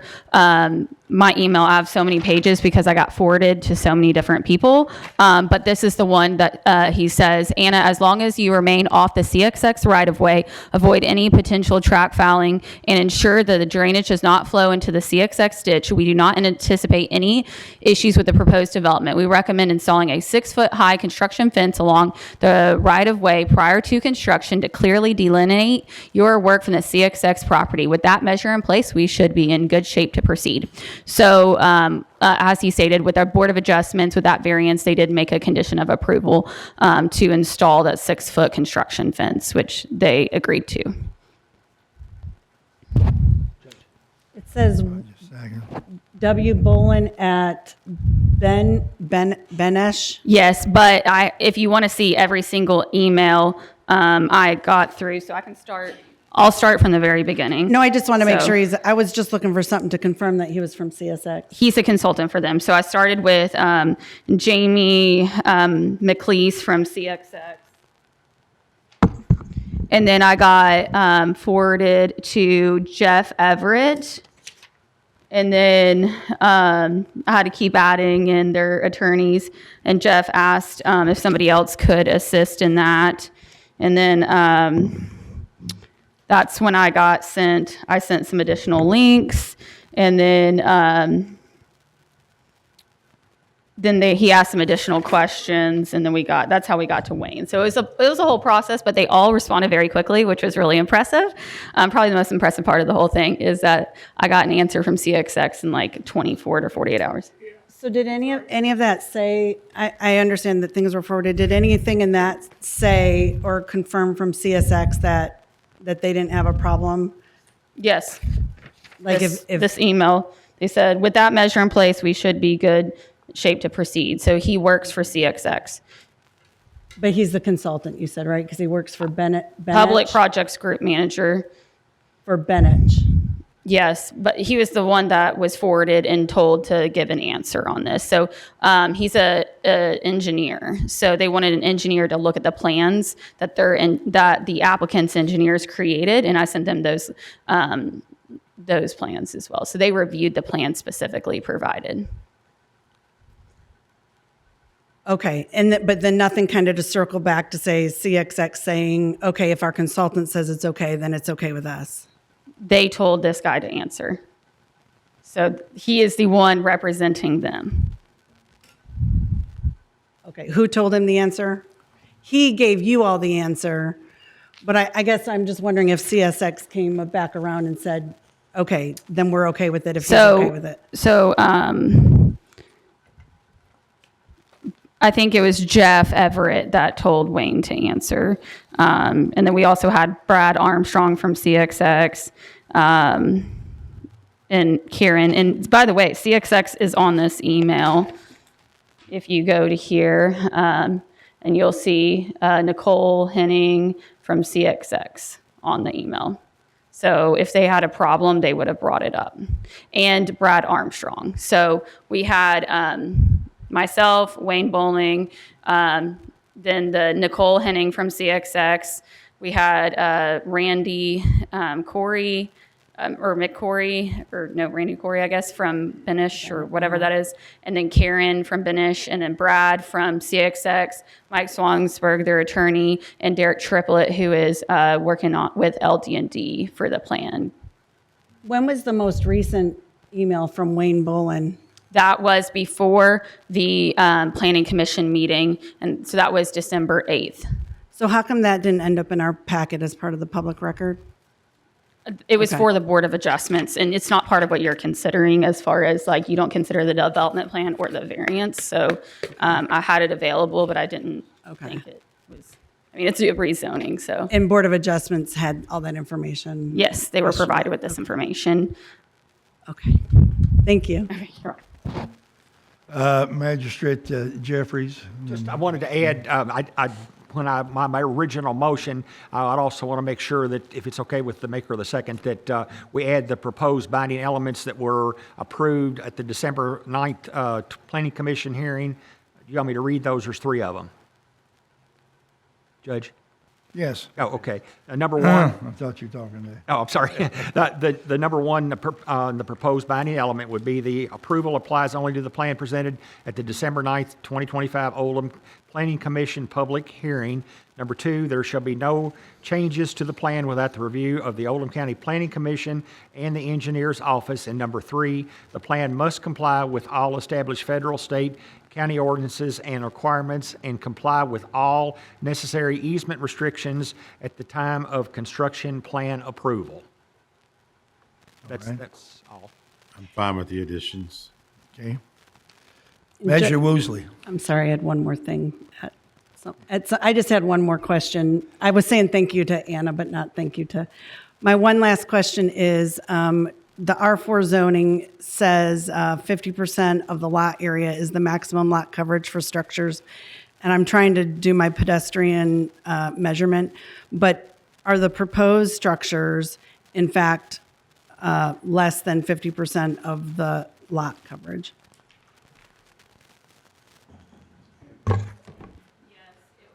On the plan, and this was reviewed, we review this at TRC, so their coverage, lot coverage of structures is 24%, and like you said, the max is 50%. Okay. Thank you. And they do have 10 parking spots, just to clarify for everybody, so, and that Okay. follows our parking regulations. It looks like 7, but 7 on the top, and then the 2 accessible on the bottom with 1 additional parking spot there. Measure Woosley. Mr. Swansburg, what is your construction timing? I'm sorry, say it again. I What's apologize. the construction timing? Construction timing? Yeah. I'm actually going to defer to the builder on that, if I may. Don't leave, because I got more questions for you. Fair enough. So if approval is granted, we still have a couple of months of engineering planning on the infrastructure side of development. And then we're probably looking at about an 8-month build time on the building. So, somewhere in that probably 10, 11 month kind of time frame to completion. Mr. Decker, what is the anticipated rent range that you think you're going to get out of this building per unit? It's a good question. I can tell you the ones across the street, we rent for $14.75 a month. $14.75 for a single Two-bedroom. 2-bedroom? They're all 2-bedroom. These 5 units are all 2-bedrooms as well, and they're a little bit bigger. So I really don't know. I mean, as the one slide that Mike put up there, I mean, some of it's subject to market rates, some of it's subject to cost, but in that neighborhood, but probably higher. LU 23 says we should have affordable housing for within all areas of Oldham County. Is $14.75 really affordable for a single person family? I believe so, yes. Okay. I mean, I wish we could do it for less, but You could. I don't know how. Okay, and I don't know if this was asked earlier, I got distracted. Is there what is the separation between the back corner of the building, the southeast corner of the building, and the railroad track? So we'll bring up this image again here. You're talking about right here?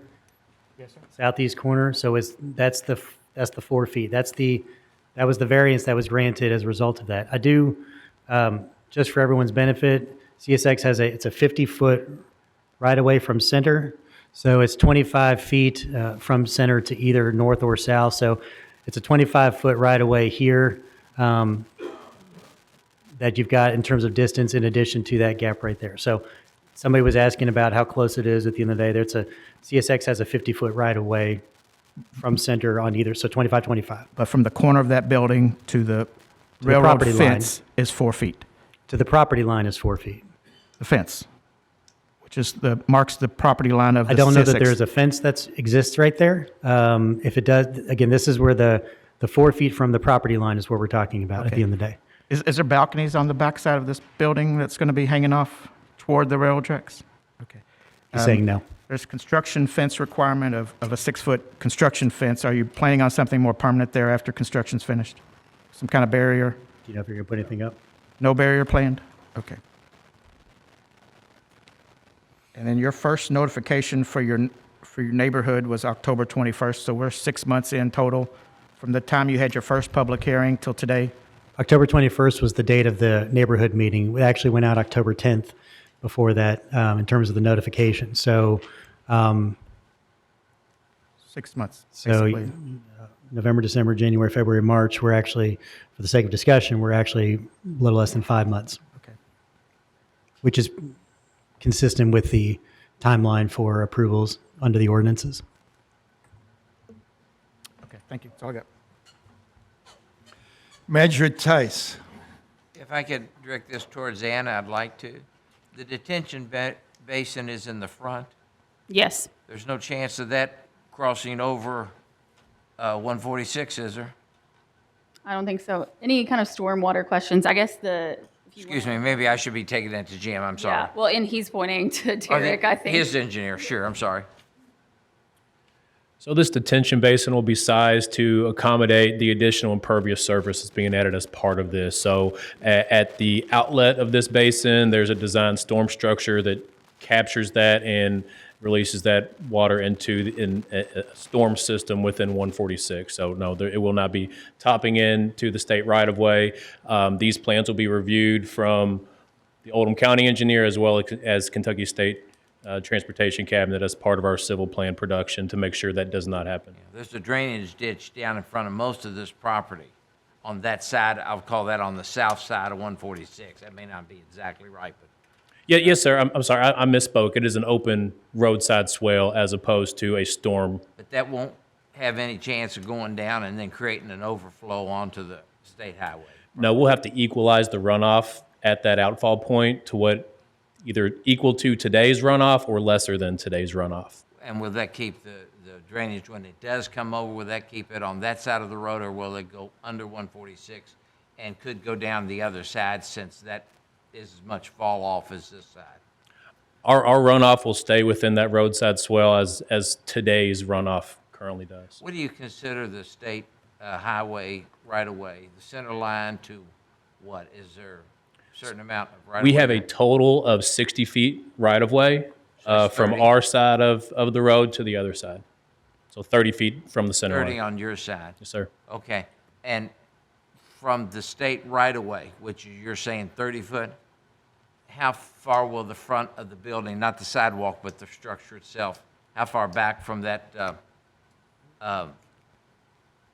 center line minus 30, and then where will the...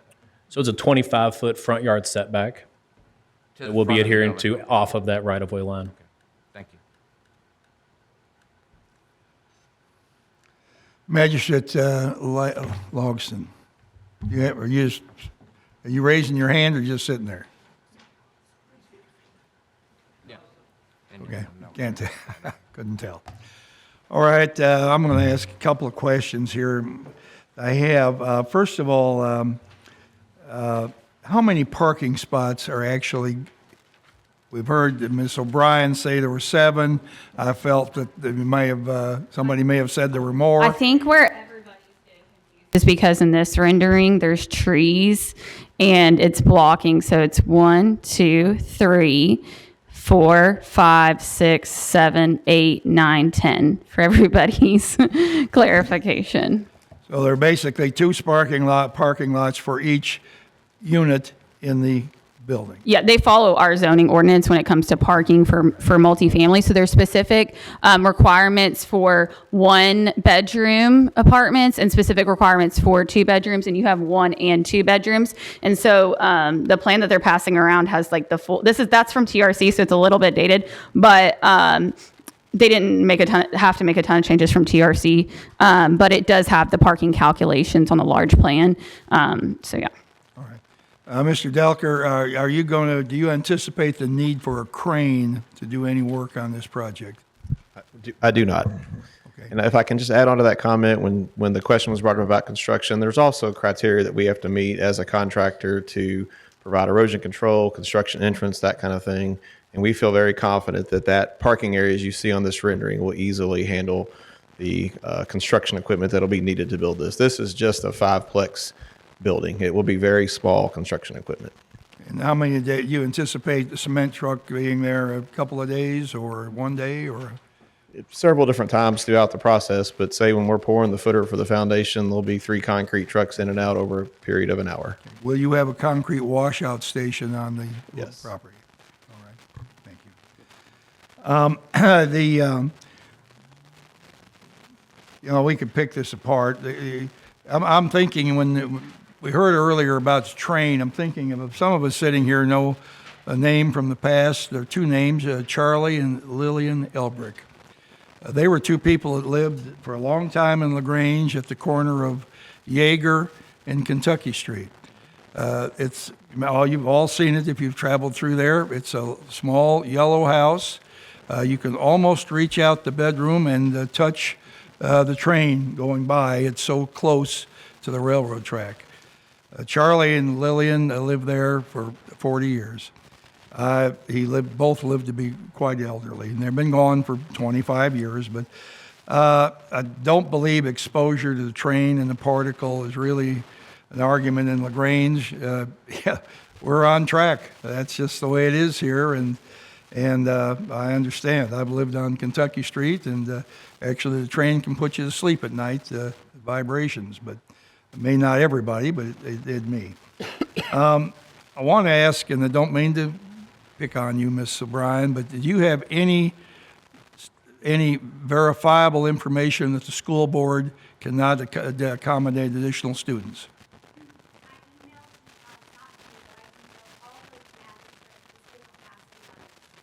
Is that what? I couldn't quite hear you, please. I emailed all of the magistrates the school capacity letters that I spoke about 2 weeks ago.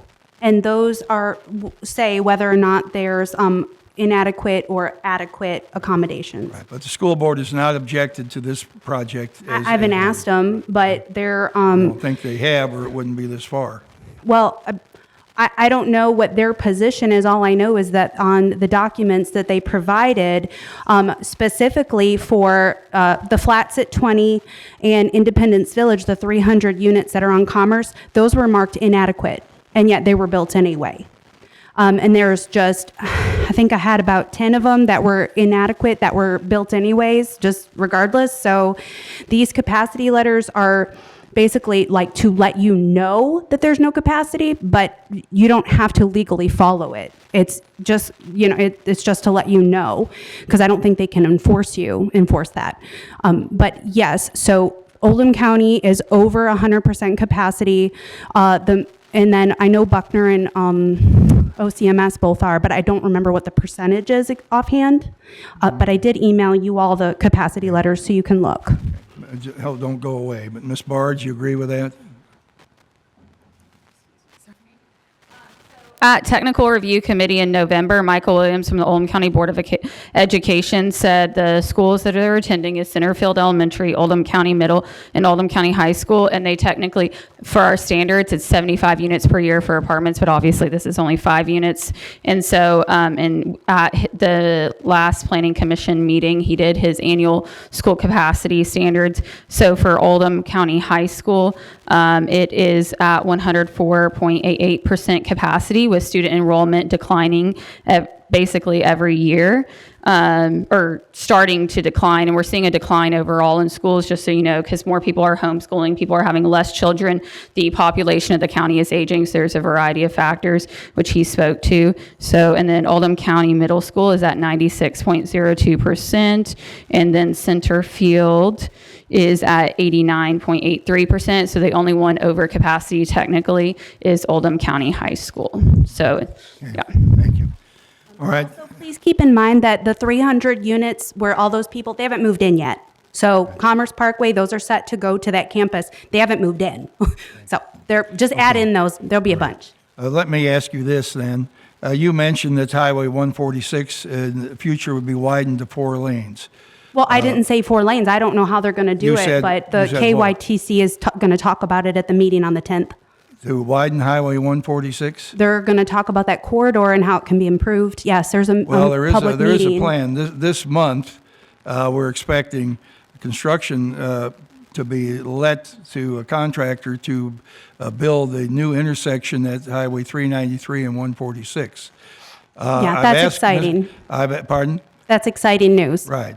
And that's intended to, that 393 will go all the way through to connect with Highway 393 at the community center. That's all intended to drastically relieve the congestion that you've talked about in the morning. I know about traffic lining up and so forth. I've asked Mr. Silliman to come and review with the court what the construction plans are that are available for the 393 intersection, because I don't think there's, it's my understanding that's going to be 2 lanes going through there, and 2 lanes are not going to expand to 3 or 4, or from coming from LaGrange down to 2. So I don't think there's a plan there to widen that road. Mr. Well, my Silliman? point is it needs to be widened. I'll show you what KYTC has planned, yeah. Thank you. And Jim Silliman, Oldham County Engineer, and I was not sworn in earlier. You swear to tell the truth, the entire truth, and nothing but the truth, so I help do. you God? I do. Thank you.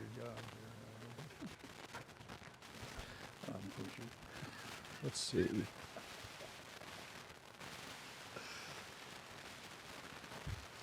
Okay, so what I tried to piece together here real quickly, and obviously this is very, very large scale, but these are 4 sheets from the current plans that KYTC shared with me. This is the proposed or the future intersection of 393 at 146. Of course, the current intersection is down here. It'll be relocated to here, and as the judge mentioned, it'll continue on up and connect at around the John Black Center. So this is to be continuing east. These blocks here are the 2 properties in question that the applicant's asking to rezone. I'll zoom in a little bit. It gets a little fuzzy. Let's see. Slider disappeared. There we go. And the point of this is to see that this is basically the end of the improvements to Highway 146 associated with the 393 realignment. So they end 40 or 50 feet before we get to this property. To better illustrate that, this is a KMZ file that was dropped into Google Earth. Looks really messy, right? Sorry. This is the area we're looking at here. Again, 146, here's the railroad track, here's 393 being realigned. Again, you can see the red lines are the end of those tapers for the new pavement. And here is the property in discussion today, so it ends there. So again, the improvements associated with the 393 project, they will terminate before even getting to this location. As the judge mentioned, you mentioned the schedule. I got an updated date from Tracy Lovell today at KYTC, and it's good. It's just off a week. The letting date is scheduled for March 26th. I think I had informed you earlier it was the 19th. There was a issue with just the days and the month. So they plan on advertising this construction project along with the Allen Lane project Thursday, and then receive construction bids on March 26th. Right, so this intersection is going to wind up much different than what it is now. Yes. And the road, Highway 146 is actually going to drop 20 feet below its current level to meet Highway 393 that's coming up underneath the bridge there, underneath the rail track. So it's going to be much different, and hopefully the traffic is going to be expedited much more efficiently through there once that intersection is constructed. Yes, and there will be a traffic signal. These plans show a new traffic signal at this new intersection. You can see multiple through lanes, added left turn lanes. The current intersection of 393 and 146 will also see some improvements. I don't have it here. It will retain it'll retain a traffic signal. It'll get a new one. So yes, you're correct. This is going to be a vast change and improvement to the traveling public there. As far as the meeting on March 10th, there's a public meeting on March 10th that KYTC is hosting at the YMCA, and that's to review the scope and the parameters of a project that we discussed, I think, the last meeting, and that's a planning study for Kentucky Highway 146, and the limits of that are from 329B to 393. So even that study is going to stop here and not continue further. So my discussion with Tracy today was to confirm that understanding this project, which has been a long time in the making, and the study that they have planned, that they're going to talk more about March 10th, there's likely very little improvement to 146 in the near future at this location, beyond that termination of this project. Right, so it's not going to be widened. No, sir. Okay, just, Mr. O'Brien's made a pretty impassioned plea, I believe, and has articulated let's say, desire in our county for conservation.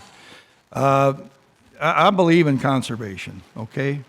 I do not believe in confiscation, though. Everybody in this county has property rights. Property rights are very important. People have a tendency to look at someone else's property and take a psychic ownership of it and decide what they think should happen with that property. I'm not sure if this property was for sale publicly before Mr. Delker bought it or not, but other properties are that people don't want developers to get into and do something with. Developers are not mobsters or some kind of gang. They're people who live in our community. That we have a beautiful community here because of developers who have built and tried to bring our community forward. Oldham County, people say, well, I love living in Oldham County. It's beautiful. I like it. It wasn't always the way it is now. Many people don't understand that. If you've lived here a long time, you realize how far we've come. We don't want to lose our quality of life, but we all want to live in something nice.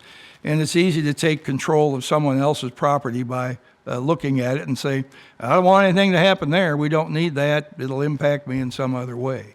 It was mentioned by Mr. Swanberg. There are many people in our community who cannot afford a home. We have some affordable housing, but it's hard to get off the ground. It's to get your first step forward. And apartments take the place of that, and we have more apartments coming.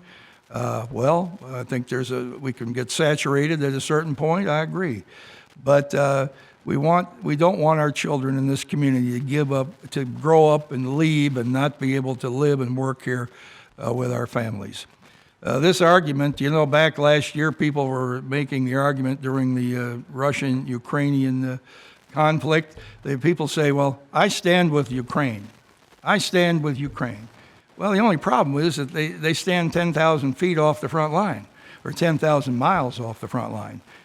It's easy to say, I don't want anything to happen to somebody else's property, but if you don't want anything to happen to it, well, then buy it and hold it, and you pay the tax on it, and let it sit fallow. But people don't want to do that.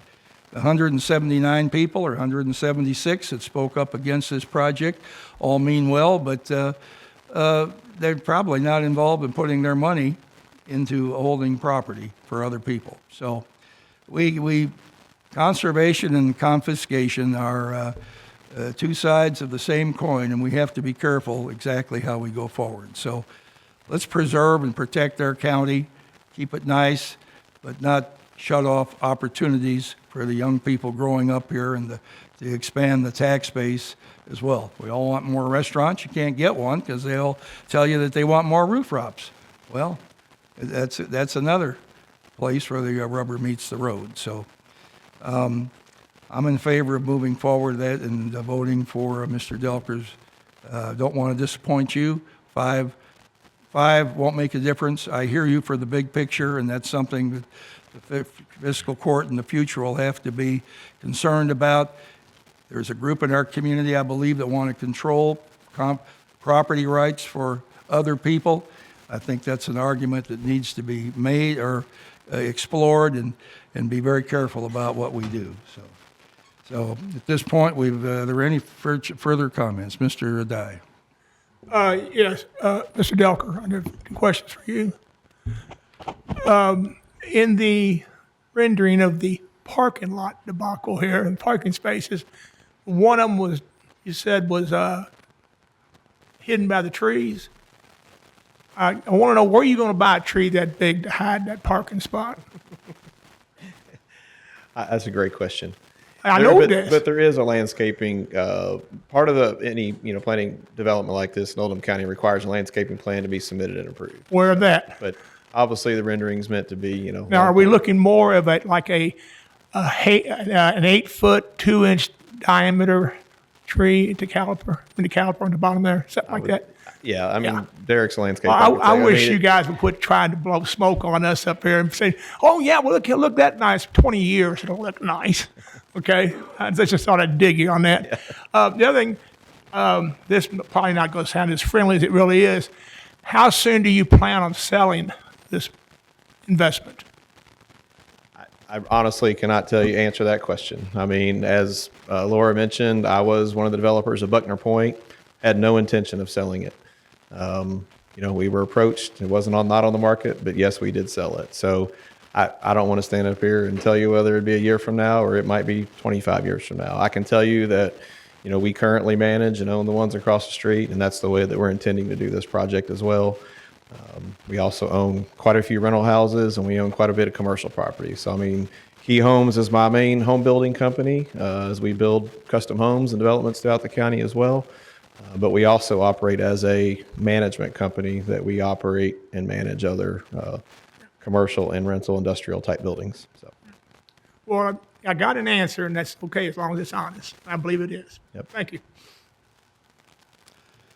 Are there any further comments about this? Mr. Woosley? Mr.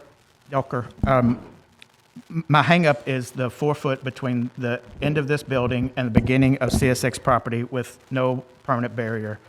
Would you consider putting in some kind of permanent barrier there? I will. Can we add that into as a binding element, Yes. if you would accept that? 4 foot is almost as wide as this desk here. Right. And that's going to be an issue. If there's a young child in this development that's going to wander over on the railroad tracks, there's I going to will be a commit bad to doing accident. that. No problem. Excuse me, what about when the child walks around the end of that wall? He can only protect what's on his property. And right now, there's no apartment buildings there, but we're getting ready to add some in there, it sounds like. But So- you understand it's just going to be a wall in one I understand, section. but we can at least Okay. make it difficult for them to walk to the end of the property to Well, get around if you're there. going to do that wall, make sure you define what you're going to build now. Yeah, all we Concrete would, what wall I'm or agreeing to whatever. do is put a fence along the back of our property against the CSX property. Which, if you go down the street where the church is, their They've got a playground. daycare or playground or whatever touches CSX property. So, Judge, I would agree to add that to my motion. All right. I will agree to also. So 6 foot wooden fence along the entire length of your property, is that what our bounding element's going to be? I'll commit to a 6-foot fence, not chain link. It might be vinyl. It might be an enhancement over wood, is what I'm saying. I might do a vinyl fence. Along the entire length of your property? The back line of the property between my property and CSX property. All right, Magistrate Hawkins. My question is a procedural one. Will we eventually close this and then get to where magistrates discuss? Or are we in that now? What's that? Where we close the questioning of the applicant and. Well, and yeah, that we're ready for a vote here. Okay, so then I want to just say something else before we go into that. I thought we might close that and then get into where magistrates discuss. So if we're there now, then I want to say this.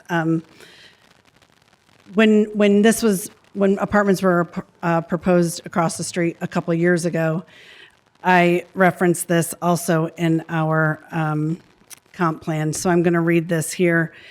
Under transportation goal, objective T-1-1 is we are to limit residential access on arterial roadways to prevent safety hazards, and an arterial roadway, a thoroughfare. And so if we were to limit residential access on thoroughfare roadways in Oldham County, that's justification to me to deny this, and I think that that is in the best interest of the county. So that's just where my vote's going to be, and I just wanted you to know that. But it's nothing personal, I promise. Magistrate Hounds. When we first got this, and I looked at it and asked questions of the planning folks, while the structure is larger than the two structures that were there, I believe I didn't have an accurate picture to look at, I don't believe, of the old structures that were there, but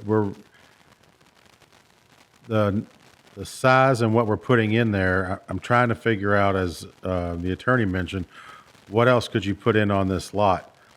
And,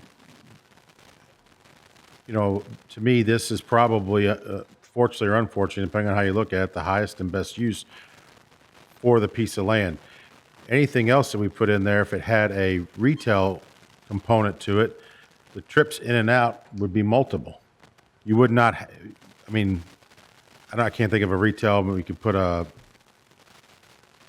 hairdresser or an eye doctor. I mean, probably planning and zoning probably wouldn't allow for that because there's not enough space, not enough parking is where I'm going. So I think that we have to look at the use of the property and decide if this fits.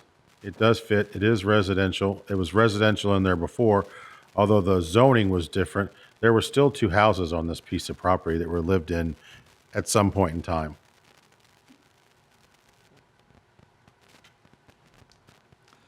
All right. I think we've got a motion on the floor with binding elements and the agreement to add a fence to the back side of the property. So, all in favor, please say aye. Aye. Anyone opposed? No. Opposed? All right. Motion carries 6-2 with one abstention. All right, thank you. All right. Take a break, Judge? Judge, can we take a Okay, yep. Well, it's, the clock says, let's take a 10-minute break, please. Come back at 4:20.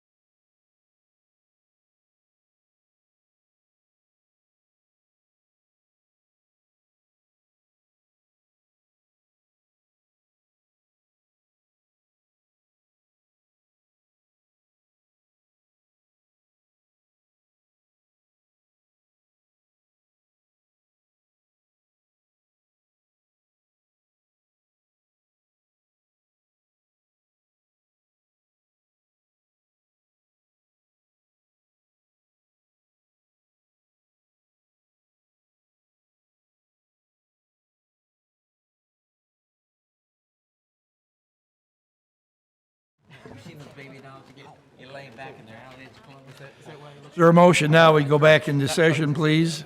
So moved. Second. Second, All sorry. in favor, please say aye. Aye. Aye. Okay. Now we're on to under contracts and resolutions, the emergency management and High Point memorandum of understanding. Zach Wilt.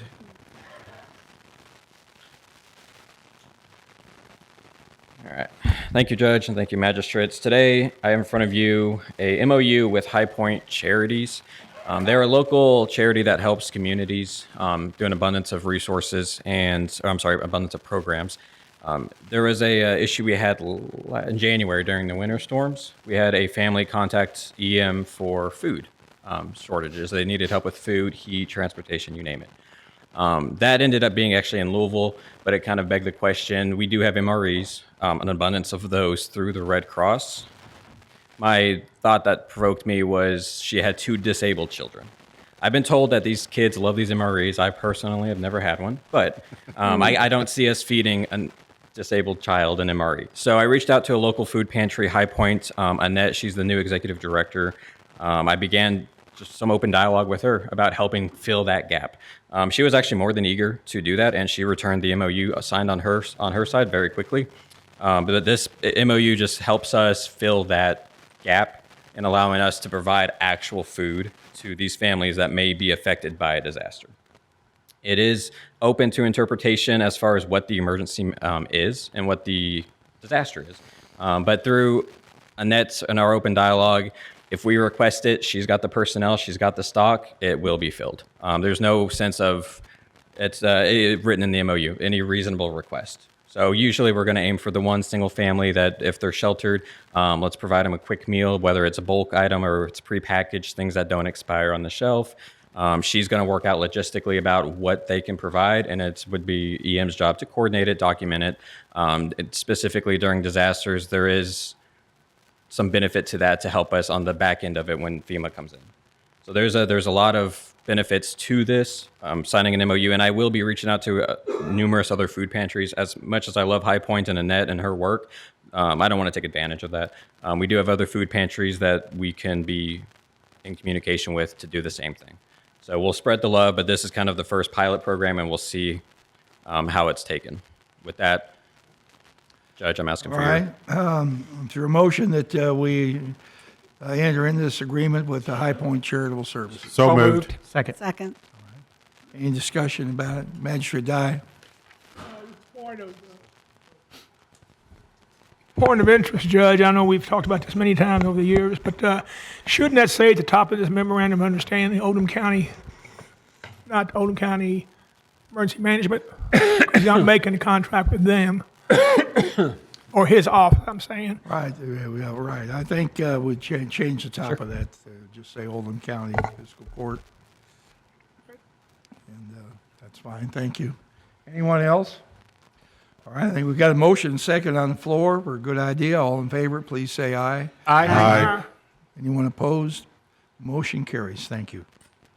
Thank you for working this up. We got the next thing here, tornado siren too, another good one. Yes. In front of you guys, and Judge, I'm asking for your signature on this quote through Federal Signal. It's been a long project in the working. I reached out to Walmart. Let me back up. Working with Federal, I had them produce a map that showed kind of vulnerabilities throughout the county. While I know majority of the county cannot hear sirens, that is just, it's a vulnerability gap we're working on. These things are not cheap. So with Federal Signal, they had plotted Walmart's area as a potentially high density with no siren protection. So I had reached out to Walmart, they kicked me up to corporate, and we begun communicating through email for months, about a year. Finally, we got the $30,000 check that I had been asking them to fund the siren. So we did get a $30,000 check from Walmart in November of 2025 for the siren. What you can see in front of you is $26,632 even. That'll cover the cost. On the other end of that, I worked with the city of Crestwood at the judge's direction to see if the city of Crestwood can pay for everything else, the labor, the installation, the electrical work. And they were more than happy to do that. So I am essentially the middleman on this project and coordinating it, but Crestwood's going to cover everything else. It's about $12,000 to $14,000 for that, depending on the labor and if they hit rock, things like that. And then the Walmart check they gave us will cover the siren. So I'm asking today for the judge to sign this quote to get this off my to-do list and get it built out there before storm season. Judge, I had a question. Yes, sir. Just one quick question on the, as far as service, once this is installed, then who's going to be responsible if we have to have it serviced? It will be adopted by Oldham County. So we will take over the maintenance on it. This is to be a new siren Federal Signal builds, and we have a 5-year warranty with them as well. All of our sirens are Federal Signal, and since I've been here, we've only had to repair one of them, and it's the oldest siren we have in the county. That was roughly, I think it was 1900 or so. That we had to repair that. So we will adopt the maintenance on it. I can talk to Walmart to see if they would do anything, but ultimately, right now, it's planned to be in my budget. Okay. Do we know what the warranty is on a new siren? It's 5 years of any mechanical parts, anything that Federal Signal gave us besides the telephone pole, it is under warranty. Okay. And do we have to work, is it the company out of Jefferson County that does our service? Okay. The Louisville Metro Electricians, I think it's their Public Works. Yeah, they're going to service it. They'll just adopt into that MOU if we need a service on that siren, they'll come out. But right now it's Federal Signal, that's the manufacturer, and they're going to be the ones installing it. I did reach out for a quote on installation from Louisville, and they were about $2,500 higher than what Federal Signal can do it for. So we're going to just stick it with Federal Signal. Okay, one other question. I know we've had some discussions about long-term, are these sirens the best use of resources, because a lot of these newer homes, you can't hear an external siren very well, if you're inside a building and that kind of thing. And I know there's a lot of other technologies. Everybody's carrying a cell phone now, and, there's other technologies we can utilize to get those warnings. So I'm just wondering, as expensive as these things are getting to install and maintain, I think it's something we need to look into as to whether, we want to continue to go down this path. I agree with you. There is something to be said that it is somewhat of an outdated system. It is a redundancy a lot of communities still rely on. Northern Kentucky, they're starting a program to kind of phase them out, but majority of the states just due to the infrastructure, some signal issues, especially with cell phones, and the population, there is still some demographics in Oldham County that do rely on the siren. Just from personal experience down Highway 1694, I don't have any cell service, so that would be a very area that wouldn't be able to receive the weather alerts on their phones, things like that. So there is an argument for redundancy with these sirens. I 100% agree they are expensive. That's why I'm very fortunate that Walmart that bought the actual siren. The maintenance is another thing. Counties around us are still building them. There is still, like I said, an argument to be had. Weather radios, your phones, just being weather aware, knowing something may occur is 10 times, is a life-saving effort that needs to happen as well. Okay. Magistrate Hawkins. This contract says that they are not, what does it say? They are not responsible for any radio frequency interference. Does this have a tendency to interfere with radio frequencies or like with dispatch when they're trying to communicate? No, they have their own frequencies, and we've never had any interference, and they'll program it for us as well.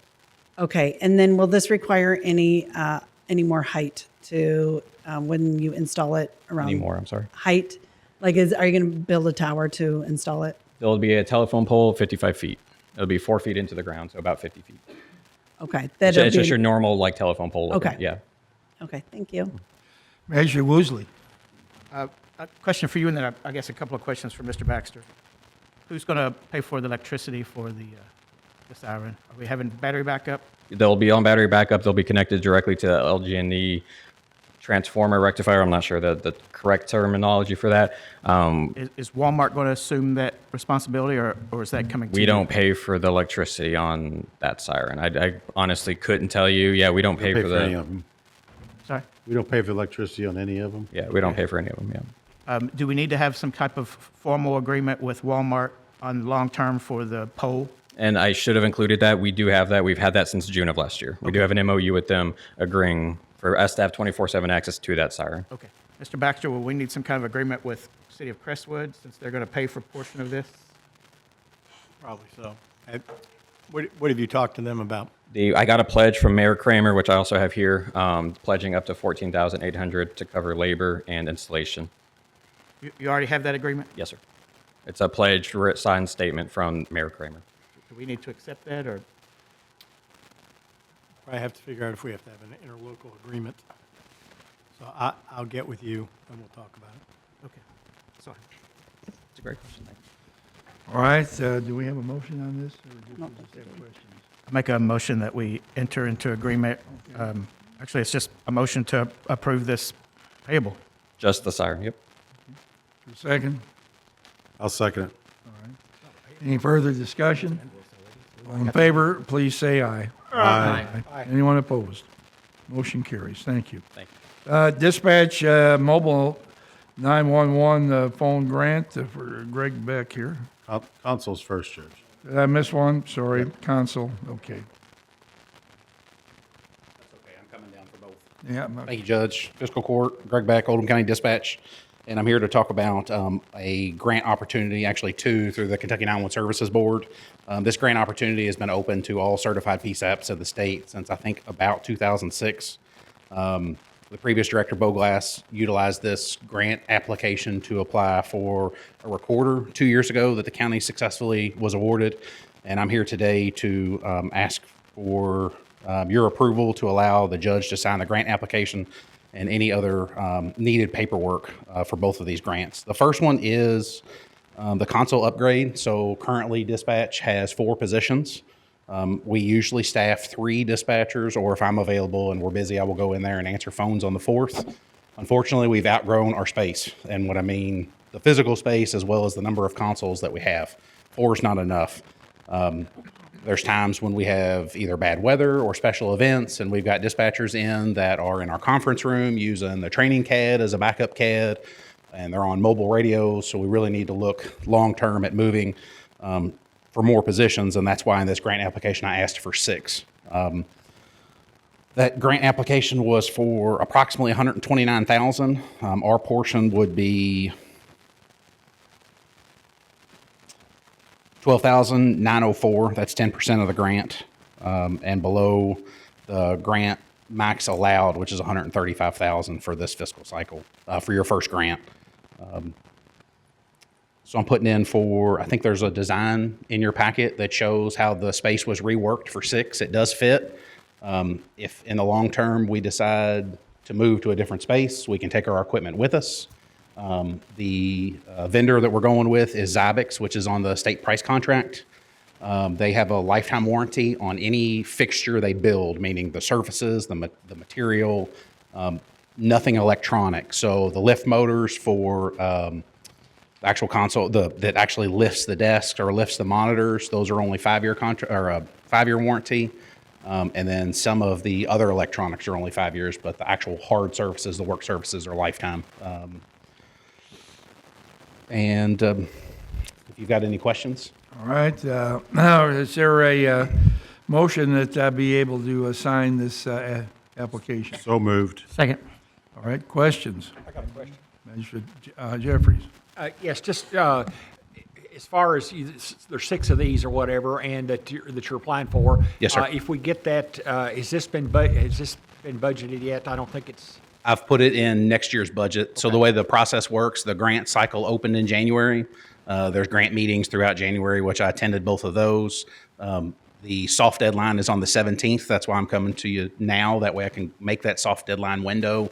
That way if they tell me I missed anything technically or I'm missing any forms, there's a time to critique that. They could kick it back if they need be. The hard deadline is the end of March, April 1st. And it then goes into peer review in April, mid-April, and then we should know an award mid-June after Kentucky 911 Services Board has their June meeting. So it would be budgeted for next year. The earliest you can start a Kentucky 911 Service Board grant, like start the project moving forward, is August 15th. So yes, I have budgeted both of these projects in next year's budget. Okay. Thank you. Thank you. Measure Woosley. I've got a lot of experience with this vendor. We used them at KSP. It's really quality equipment, probably top of the line in the state right now that's being offered. So it's good equipment. As he said, if we expand or need to move it out of this building, this equipment is pretty versatile to be able to be moved out and moved into another facility. Great. You did say one thing about Yes, sir. the $135,000 is the cap for So the grant pool cap is 10% of the state funding. So to back up, Kentucky 911 Service Board gets their funds on your cell phone fees. When you pay your cell phone every month, 70 cents goes to the Kentucky 911 Services Board, similar to a landline tax. Last year, they collected approximately $42 million. 10% of that goes into a grant fund with a cap of $3 million. Anything above $3 million rolls back in to another portion and goes back out to the counties through their formula. So the most is $3 million. 5% of that is the most that you can apply for your first grant. So these are scored. They'll get a grant score. Your highest, the most you could get is 5% of that $3 million, which is $150,000. But that number can fluctuate down if the initial grant pool is used for consolidation grants. Okay. So if you apply for a consolidation grant, that could drop that grant pool down from $3 million or 2.5, and the 5% of 2.5 would be, I think, about 125. So that was where they told us this year when we went to, because I think they already know that there's potential for consolidation grants in this pool. They told us that our max this time would probably be about 135. Judge. Magistrate Hounds. We talked about this in the Public Safety Committee, and part of the encouragement to the director was to put these consoles in. Obviously, we need them, but also to refresh the space. So Yes. there's going to be some more money for carpeting, painting of walls, and that kind of stuff. There's no point in attaching all this furniture without making sure the facility lasts the same amount of time as the furniture. If I'm articulating that. Yeah, right. And there's also equipment. If you put 4 consoles in a space with only 4 pieces of equipment, now you've got 2 spaces that don't have chairs, they don't have a CAD, they don't have a map, they don't have a phone, they don't have a radio. So that's part of the bigger radio, project. we have to have that? Yeah, they don't Have work those without budgeted? that. That is in the budget. Yeah, in the budget is approximately $225,000 for the greater project. This would be the biggest chunk of that. All right. I think we've got a motion and a second on the floor here. Any further discussion? All in favor, please say aye. Aye. Motion carries. Thank you. Go ahead Thank with you. that one. Next. And then the second grant is also through the Kentucky 911 Services Board. It's a 90-10. I'm sorry, I closed my phone and don't have the numbers in front of me. It's a total project cost of $70,200. It's sole source AT&T. Our current 911 phone system is AT&T, and so this is asking for 2. I'll use the term that the 911 Service Board likes to use, a phone in a bag, but basically it's a portable phone that comes with all the same features of the full 911 position. Fiscal Court under Director Boglass approved and budgeted one of these phones last year or the year before, and it is up and running. But if our center was ever closed and we went to the backup phone, we only have 1. So this is applying for 2 more. It would give us at least 3. 1 wouldn't be enough if we had to close our dispatch center and go to 1 position. So this proposal is for 2 more of those, and the fiscal court's cost would be $7,020. These are basically called go bags. So what happens if the center was to go down, if it's a tornado or something happened to that facility, dispatchers can literally take this bag up and go out, and with another link, they'd set up a full console somewhere else outside of that facility. So These are powered by Ethernet, correct? They can either be connected directly on the Wi-Fi. wall, or they can be Wi-Fi. Yeah. Or satellite. However you get internet to it, it uses a secure VPN back to our host at MetroSafe. Judge, I'll make the motion that we approve the Question. 911 contract or grant. second. Question, Magistrate Logston? Is the dispatch, is half that under concrete, is that underground, or is that wood on top? There's wood in between us and the concrete. So the bunker Is it like in a the basement. bunker underneath? It's concrete, yes. And then So- we're built up a little bit, and then yes, a wood frame on top of it. So when Magistrate Woosley was talking about taking the bag, what we used to call bag phones, and Yeah. It is a hard case, but yeah, basically a bag. but can you go downstairs in the event of a tornado like that and just start working from there then? Yes, you could set it up from down there as long as you have internet, or we could use Wi-Fi hotspot. Do we have like a desk down there? We like do. Upstairs? We currently have already got kind of we've got a mini dispatch center in the basement. So there's 2 SIP phones down there already. There is 1 radio, and then we would resort to pen and paper for taking calls if we needed to go to the basement. Magistrate, this is not like a phone. This is a system. No, I understand. Where, like, when you get a 911 call in, it displays the information on the caller. With the CAD link, they're going to be able to actually see all of the calls and create CADs and send them out to units, and so it's a whole system. The $35,100 is what they're limited as charging us from the 911 Services Board. So that's why it's at $70,200. All right, do we have a motion on this? We've got a motion and a second now. All in favor, please say aye. Aye. Aye. Thank you. Thank you. Appreciate your time. Thank you. All right, now we're down to Major Jenkins, Chief Smith, okay?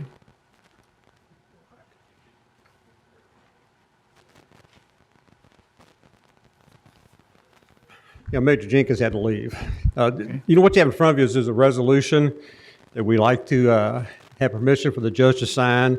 It's a filing with the application for law enforcement protection program grant funds through the Kentucky Office of Homeland Security for the purchase of ballistic vests, duty firearms, and ammunition for the police department. What our intention is is to ask for 50 rifles, and we're looking at a 5.56 rifle, 50 Glocks.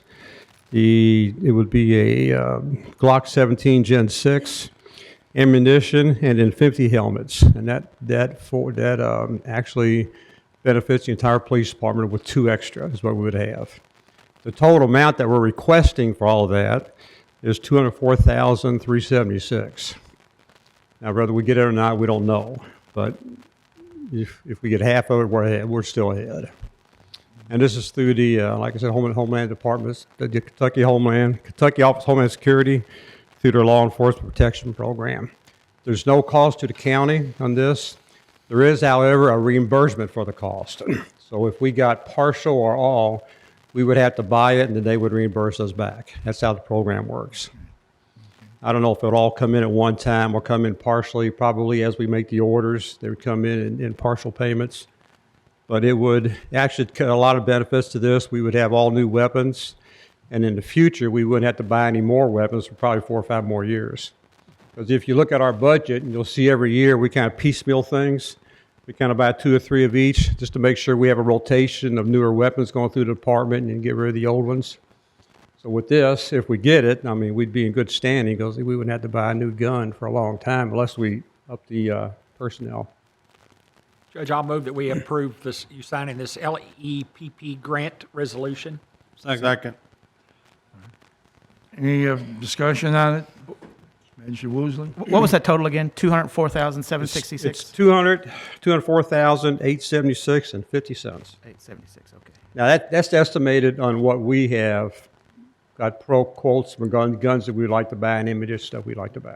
It may change if in fact the price would change. When will you know if you get this award? The resolution and our application has to be in by the end of the month. They make the decision in May, so we'll know in May if we get it. Probably late May. So will it be in this current budget cycle or the next budget cycle? It depends on when we buy the weapons and things. If we can buy them quickly, it would be in this current budget. If it's next year, it'd be next budget cycle. Probably we could do that at our own discretion, which is best for us financially. Did you have an extra 205 in the budget for them to buy those, Mr. Hounds? Yeah. No idea. We'll get it.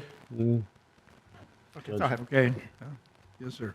Is this, I believe this is the same process that the Sheriff's Department went through and got new weapons a couple of years ago? Yes. And we were successful with that. Yes. So, I mean, our level of successes were 1 for 1. Let's go for 2 for 2. Right. I think when you take a look at the awards they give out, I mean, they're pretty generous with some of the money they're giving out here lately. So we thought, if we're going to apply for it, we might as well apply for a complete overhaul of all the weapons. And depends on what we get. And the helmets are level 3 A's, so they're ballistic up to a rifle round. In this day and age, I just don't think you can have enough protection for situations. They're generous giving us our tax dollars back? I'm sorry? They're generous giving us our tax dollars back to us in the form of grant? Yeah, for this, it's a reimbursable grant. So when we pay it out, they'll reimburse us. Magistrate Jeffries. Just a quick question. Has the ammunition been easier to get recently? I mean, I know that was a problem for a while, but is your ammunition that you all use, it's not been limited or whatever, you can get about what you need? It was early on, but here lately it's not as bad. Last time we bought ammunition, they beat the deadline by sending us to us both times. It's going to be a lot more expensive, though. It's really gone up. And we do a lot of training, and which naturally we should. So it's but we buy 2 different types of weapons. We'll buy training ammunition. It's not as expensive than on-duty ammunition. But with this grant, for every weapon you get, they also give you 500 rounds of ammunition. Okay. Or they don't give it to you. You buy it, they reimburse you, basically. Thank you. All right, I believe we've got a motion and a second on this application. All in favor, please say aye. Aye. Anyone opposed? Motion carries. Thank you. Okay, thank you. Paving inspection services, Mr. Solomon.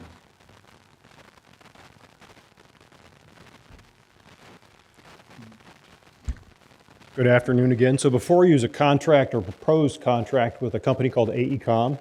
They're a company that's provided inspection services for us, the county and KYTC in the past on the Commerce Parkway Extension project, and also the construction of sidewalks in Crestwood, the Spring Hill Trace sidewalks. And they're included on the state's rotational list of approved inspectors, their state contract for that. So recently, the gentleman who was performing our paving inspection through the road department, Andy Rankin, retired. And in order to fill that gap, we've been talking about through road committee and other committees doing that with contract inspection as opposed to someone in-house. And some of the benefits of that are, one, we're not paying for downtime if that inspector's out. In this case, this contract's actually for 2 inspectors. Andy was only 1 person. And also, we're not paying for insurance and retirement and all those other benefits. It's strictly the contract with them. So what I'm asking is that fiscal court approve the contract and approve Judge Executive Vogel to sign the contract so we can hire these gentlemen. There will be 2 inspectors, as I said, to work on our fall 2025 and spring 2026 paving groups. It's 3 groups total to complete those by the end of the fiscal year. And this does, he couldn't stay, you saw him in the audience earlier, but Ben Kimbler, our road superintendent, had to leave, but he is also in support of this contract. Judge? Yes, sir. I would move that we approve this paving inspection services contract. It did come through road committee with a positive recommendation to court. Second. All right. Magistrate Towns? I know we talked about this, about where the money is going to come from, but I hope that we're taking this money out of another category and not the paving contract. Well, so the intent had been, we do have remaining funds in the paving budget. There was $3 million budgeted. We've contracted or encumbered a little over $2.5 million. We could utilize that, and the proposal at road committee would be to create a budget transfer so it's tracked more appropriately, but use that money. We've had the benefit over the past several years of getting really good bids, and while we budget for $3 million, we end up getting the same amount of work done for a lot less, so we're able to fill the gap here. I guess where I am is that when we put the budget together, the goal and objective was to do $3 million worth of paving. So I'm one person, but my vote is that we use the money for what we actually budgeted for, which is asphalt on the ground, and that if we have to do this, which I understand we have to, then we need to figure out where, and maybe we split it between paving and something else. I just hate to, $115,000, $120,000 is a pretty big hit, and if we can do another $500,000 worth of paving projects by the end of the year, that's stretching the dollars that we budgeted to get maximum number of feet paved or number of miles paved. Yeah, and the challenge with that is because when we look at this, we have a budget and we utilize our previous unit prices and look at the culverts we have to replace on these various jobs, and we allot for or scope a certain length, a certain mileage of roads. So we're actually getting the mileage done that we planned. We're just getting it done for less.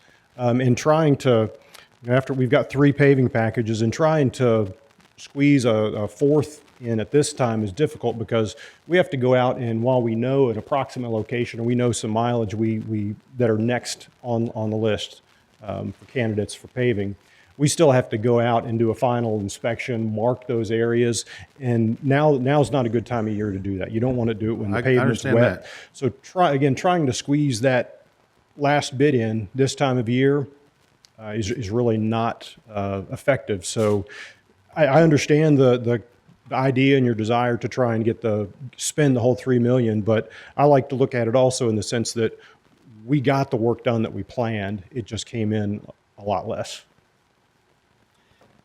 And I hope that the cost of asphalt is the same as it is next year, but I'm pretty sure that's not going to be the case. Yeah, and we'll keep tracking that and following that. Magistrate Hawkins? Could you tell me why there's a multiplier on it where it says actual rates times 2.43 multiplier? Right. And then times the 10%? Yeah, that's a standard formula through KYTC and other agencies for hiring a consultant, because they're going to pay that person an hourly rate, but then they do have overhead. They've got rent for an office, lights, and they are paying insurance. So it's to cover their overhead and a small or a profit of some sort. So. To go back to KYTC? Well, no, it doesn't go to KYTC. Okay. That's the consultant AECom's rate, and they've factored that in. Typically, what happens is, again, they'll have a similar contract if they're doing work for KYTC Gotcha. approved the same way. So. And then it says after July 30th, then a change order will come back before us, it sounds like. So Yeah. So what this we 120,000 is just for 4 months? That's correct. So because we need to have the paving done by the end of the fiscal year anyway, so I coordinated with the project manager at AECom, and we decided that is a likely amount, and there's a little buffer in there. So hopefully that's a little extra to cover us for 2 inspectors, understanding, because we're trying to guess there's going to be rain days that we're not paying them. So if they get 15 days of work in, 2 gentlemen or 2 people, could be woman, working for the 4 months before the fiscal year's over and our paving's done, that's the maximum amount we think is going to be charged. And we're doing this because we don't have an inspector currently in the office, is that right? That's correct. Not to do this. And really, the other benefit they bring is, previous inspectors we've had through the road department have a wide range of duties. These people are specifically there to know asphalt and inspect asphalt, so we can get a really good product from them. And there's a whole list of things, though, right here, scope of work. The whole list I'm talking about here, historic property preservation, rehabilitation. Why is all that part of the contract if they're solely doing asphalt? Where are you seeing that one? I want to make sure I'm referring to the Sure. correct location. Under the agreement number, professional services, page 2. Scope of work, the consultant will be responsible for working with local public agencies. The consultant must have the capacity to provide following design services: roadway design, sidewalk design, streetscape design, structural design. Okay, so those may just be scopes in a general contract they have provided. We're only using them for paving inspection. Okay, and that's explicit in here. Yes, Okay. it's probably a part of a boilerplate contract. Yeah, I read that, and then I read all those other things. Okay. All right, thank you. You're welcome. Magistrate Likens. I had a quick question. Back when I used to be the inspector on asphalt projects, we had so many tons of asphalt to use on a project that's based on 1.5 inches or 2 inches of new surface. And we would actually thin the asphalt down a little bit in the straight stretches and then thicken it up as you go around curves, because that's where it takes all its forces and it's where it gets torn apart. Will these inspectors kind of have that authority to use that Well, so approach? the Oldham County subdivision regulations actually require a minimum of 1 inch I'm just talking asphalt. about We've gone to resurfacing. 1.5 inches, resurfacing in either. So typically, if we had to mill, we'd be removing 1 inch. We like to put back 1.5 inches because we want that better structure.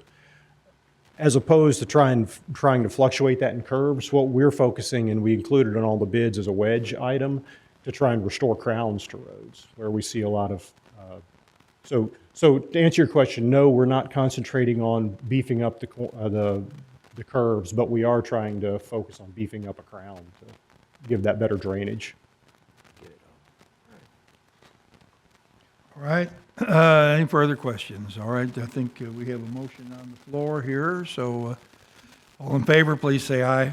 Aye. Aye. Is there anyone opposed? Motion carries. Thank you. Thank you. All right. Now we'll go forward with the recommendations to release some money, Jim. Because this has a lot of numbers, I'm going to pull up the letters so we can reference those.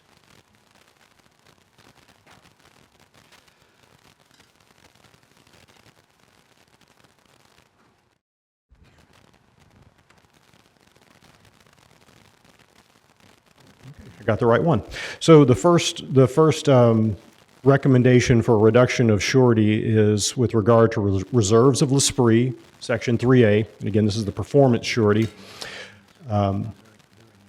When the developer, Elite Homes, Clayton Properties doing business as Elite Homes, when the developer originally proposed this performance bond, they had not installed or constructed any of the infrastructure for the project. So in order to record plat the project without any of that infrastructure constructed yet, they bonded or provided a surety for the entire amount of construction, all the storm sewers, utilities, the road construction. Because typically the alternative we see sometimes is if they build up to, say, everything except the final surface and some other small components, in order to go to record plat, they just have to provide a surety for what's remaining. Well, in this case, they had nothing done. They wanted to record plat the project so they could sell lots.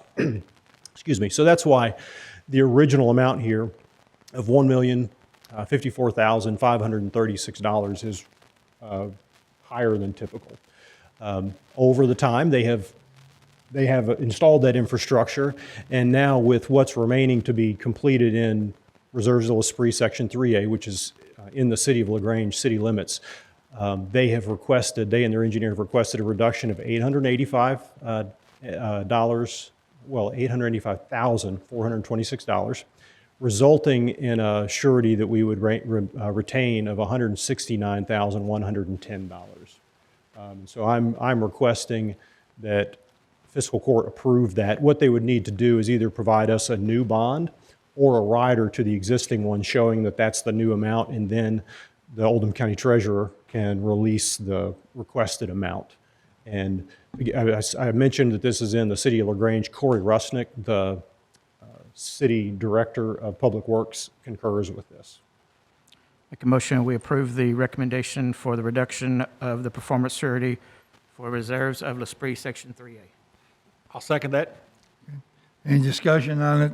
Judge, this did go through road committee with a positive recommendation to court. Okay. All in favor, please say aye. Aye. Motion carries. Thank you. Vote no? No, did I hear a no? Okay, sorry. Go ahead. Okay. Next one here. Got the right one again. Section 3B of the same subdivision, Reserves of L'Esprit, again in the city of LaGrange. The original amount, again, similar situation where they had bonded the full amount, so now they've gotten to a point where they're asking for a reduction. They're not complete, but they want to reduce it, and they're allowed that one-time reduction. The original was $538,691.40. They're requesting a reduction of $327,941.40, resulting in an amount to be retained $210,750. Motion, we approve the recommendation for the reduction of the performance surety for reserves of L'Esprit Section 3B. And I'll second that. And also, Judge, this came through road committee with the recommendation to court. Discussion?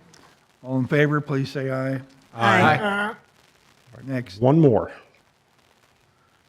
This one is for Royal Oaks. Section 1 Royal Oaks is not in the city of LaGrange. It's the development off Holly Gibson Road near Ash Avenue. But they originally posted a surety in the amount of $2,369,500. They're requesting $2,208,670 reduction, resulting in $160,830. Judge, I'll make that motion. Okay. Second? Okay. Any discussion on this? Judge, again, it came through road committee and with the recommendation that this be reduced to the amount listed here, $160,830, resulting amount, last amount. All right. All in favor, please say aye. Aye. Aye. Motion carries. Thank you. Thank you. Personnel action, Ms. Tina Schaaf.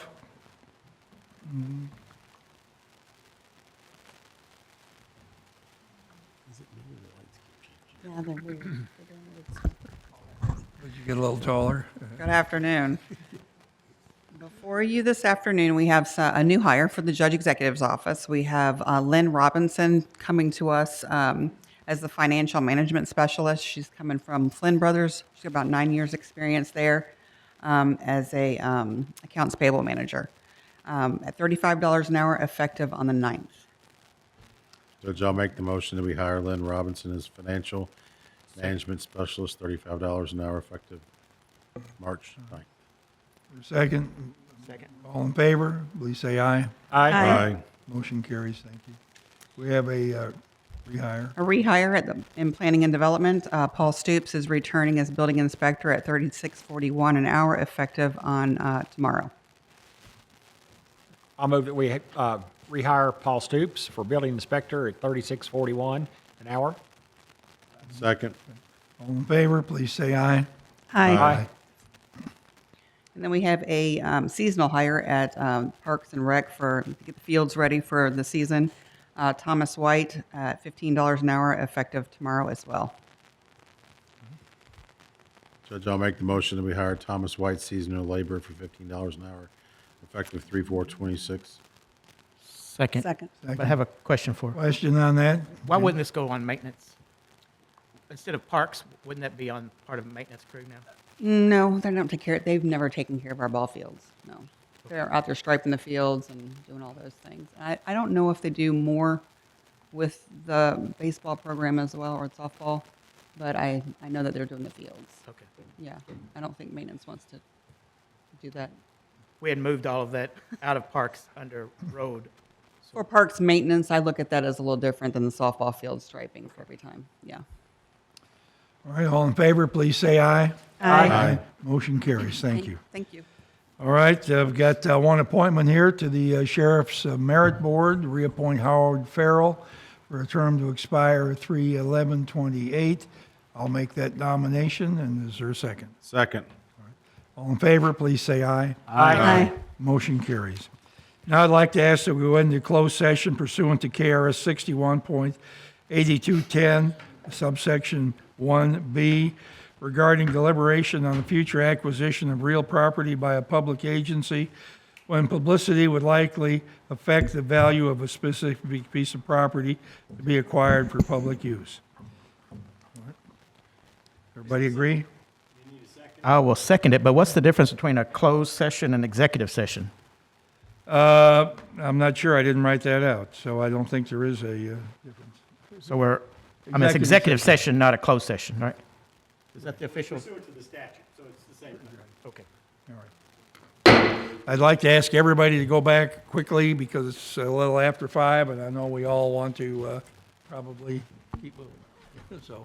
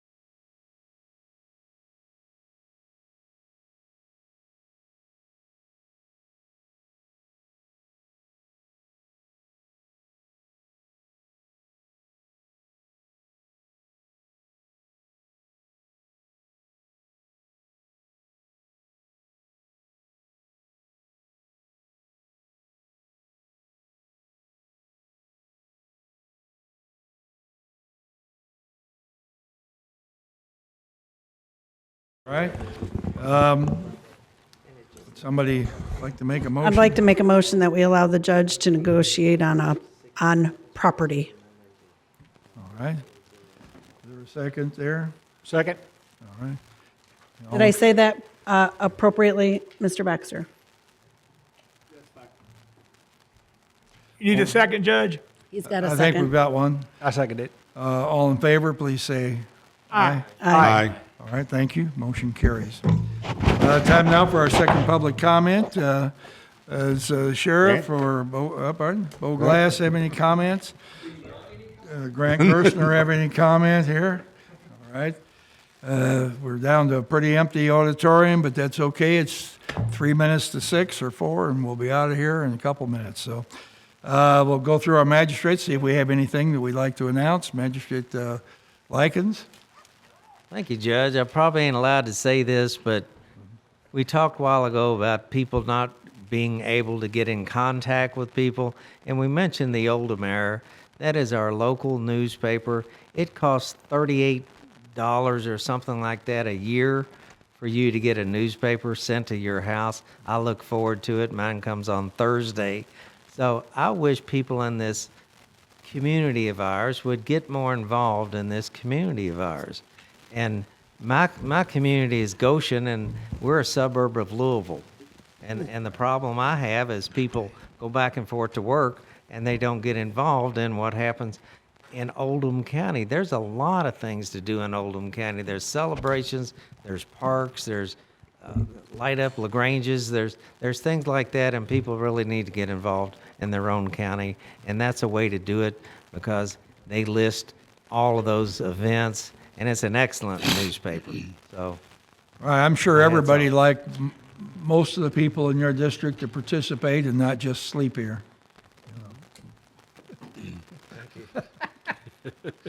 Okay, Magistrate Tice. I'm going to have to echo what he said. As cheap as I get the Oldham Mirror. In fact, I get the other paper, but I get the Oldham Mirror, and we always go through it. And we throw that amount of money away every month for a year's worth of the paper. Everybody, I hadn't even thought it that way, but everybody ought to get the paper. That's all I got to say. We're expecting you to say something nice about us today, so. Right. Magistrate Woosley. Paper stinks. That's the worst paper we got in the county. Y'all got two free scoops. The annual tornado drill, the statewide tornado drill, is tomorrow at 10:07. And I'm assuming we're participating in that if the weather holds up.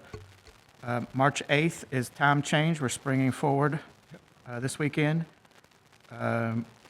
On Saturday, March 14th, the Oldham County Conservation District is having their annual tree giveaway from 9 to 12 at the History Center over here on 2nd Street.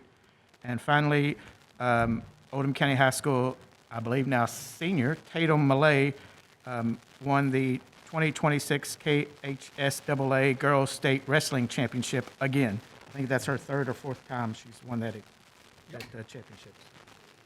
That's all I have. All right, thank you. Magistrate Jeffries. Yes, Judge. The only thing I would like to bring people's attention to is with the snow melting off and all this rain that we're going to be having, there's getting to be a lot of potholes out here on our county roads and our state roads. So if you've got some potholes that you're concerned about in your area or are aware of, reach out to your magistrate, and we'll pass those along to be either the county road department or the state highway department to get those fixed. And also, if there's any signs that are down, I noticed there's still some signs that state highway and county road signs that are down. So just reach out to your magistrate in whatever district, and we'll try to make sure that those get repaired and put back up. So that's all I have, Judge. Okay, Magistrate, thank you. Magistrate Hounds. Yes, thank you, Judge. It's fish fry season. You've got Immaculate Conception and St. Aloysius, and Immaculate Conception and LaGrange and St. Aloysius and Pee Wee Valley. The only two that I'm aware of. There may be more, but if you want to have a good fish sandwich on Friday nights, you can come out to one of those two fish fries, and a lot of people show up, and it's a good time to mingle and talk to our neighbors. Thank you. All right, thank you. Magistrate Hawkins. I'm going to echo Magistrate Likens and Magistrate Tice. And I guess I have a question for Grant, too. I know in other places where we conduct business, personally, the largest industry in the town is the one who owns the media. But you all are still independently owned, correct? Or did I? Paxton, okay. Okay, so they only own newspapers that you think, okay. So we're fortunate that the largest industry in our area isn't the one that also holds the media. So that's an asset for your $48 a year or whatever. So, but that's all I had today, Judge. All right, thank you. Magistrate Dye. Nothing, Judge. All right, Magistrate Logston. PV Valley City Council meeting tomorrow at 6:30. Crestwood City Council the following Wednesday at 7:30 at the Dabbles Barn.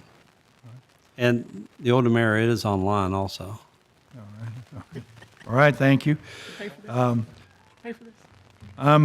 just going to close with announcing that I've appointed a Stewart Park task force to examine the responses we received to the Stewart Park questionnaire that was on the air. I've provided Grant here with a news release. You think it's going to be in the paper this week?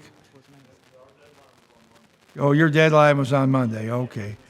All right, be in next week. All right. So the task force will be coming back to the Parks Committee and the Fiscal Court with recommendations. It'll go over a period of time because there's a lot of things to be examined and looked at. But we are excited about Stewart Park and are wanting to get our participation and involvement there off the ground. And as the weather turns better, we'll are going to continue to do that. So watch for that news release. So, all right, with that, is there a motion to adjourn? So moved. All in favor, please say aye.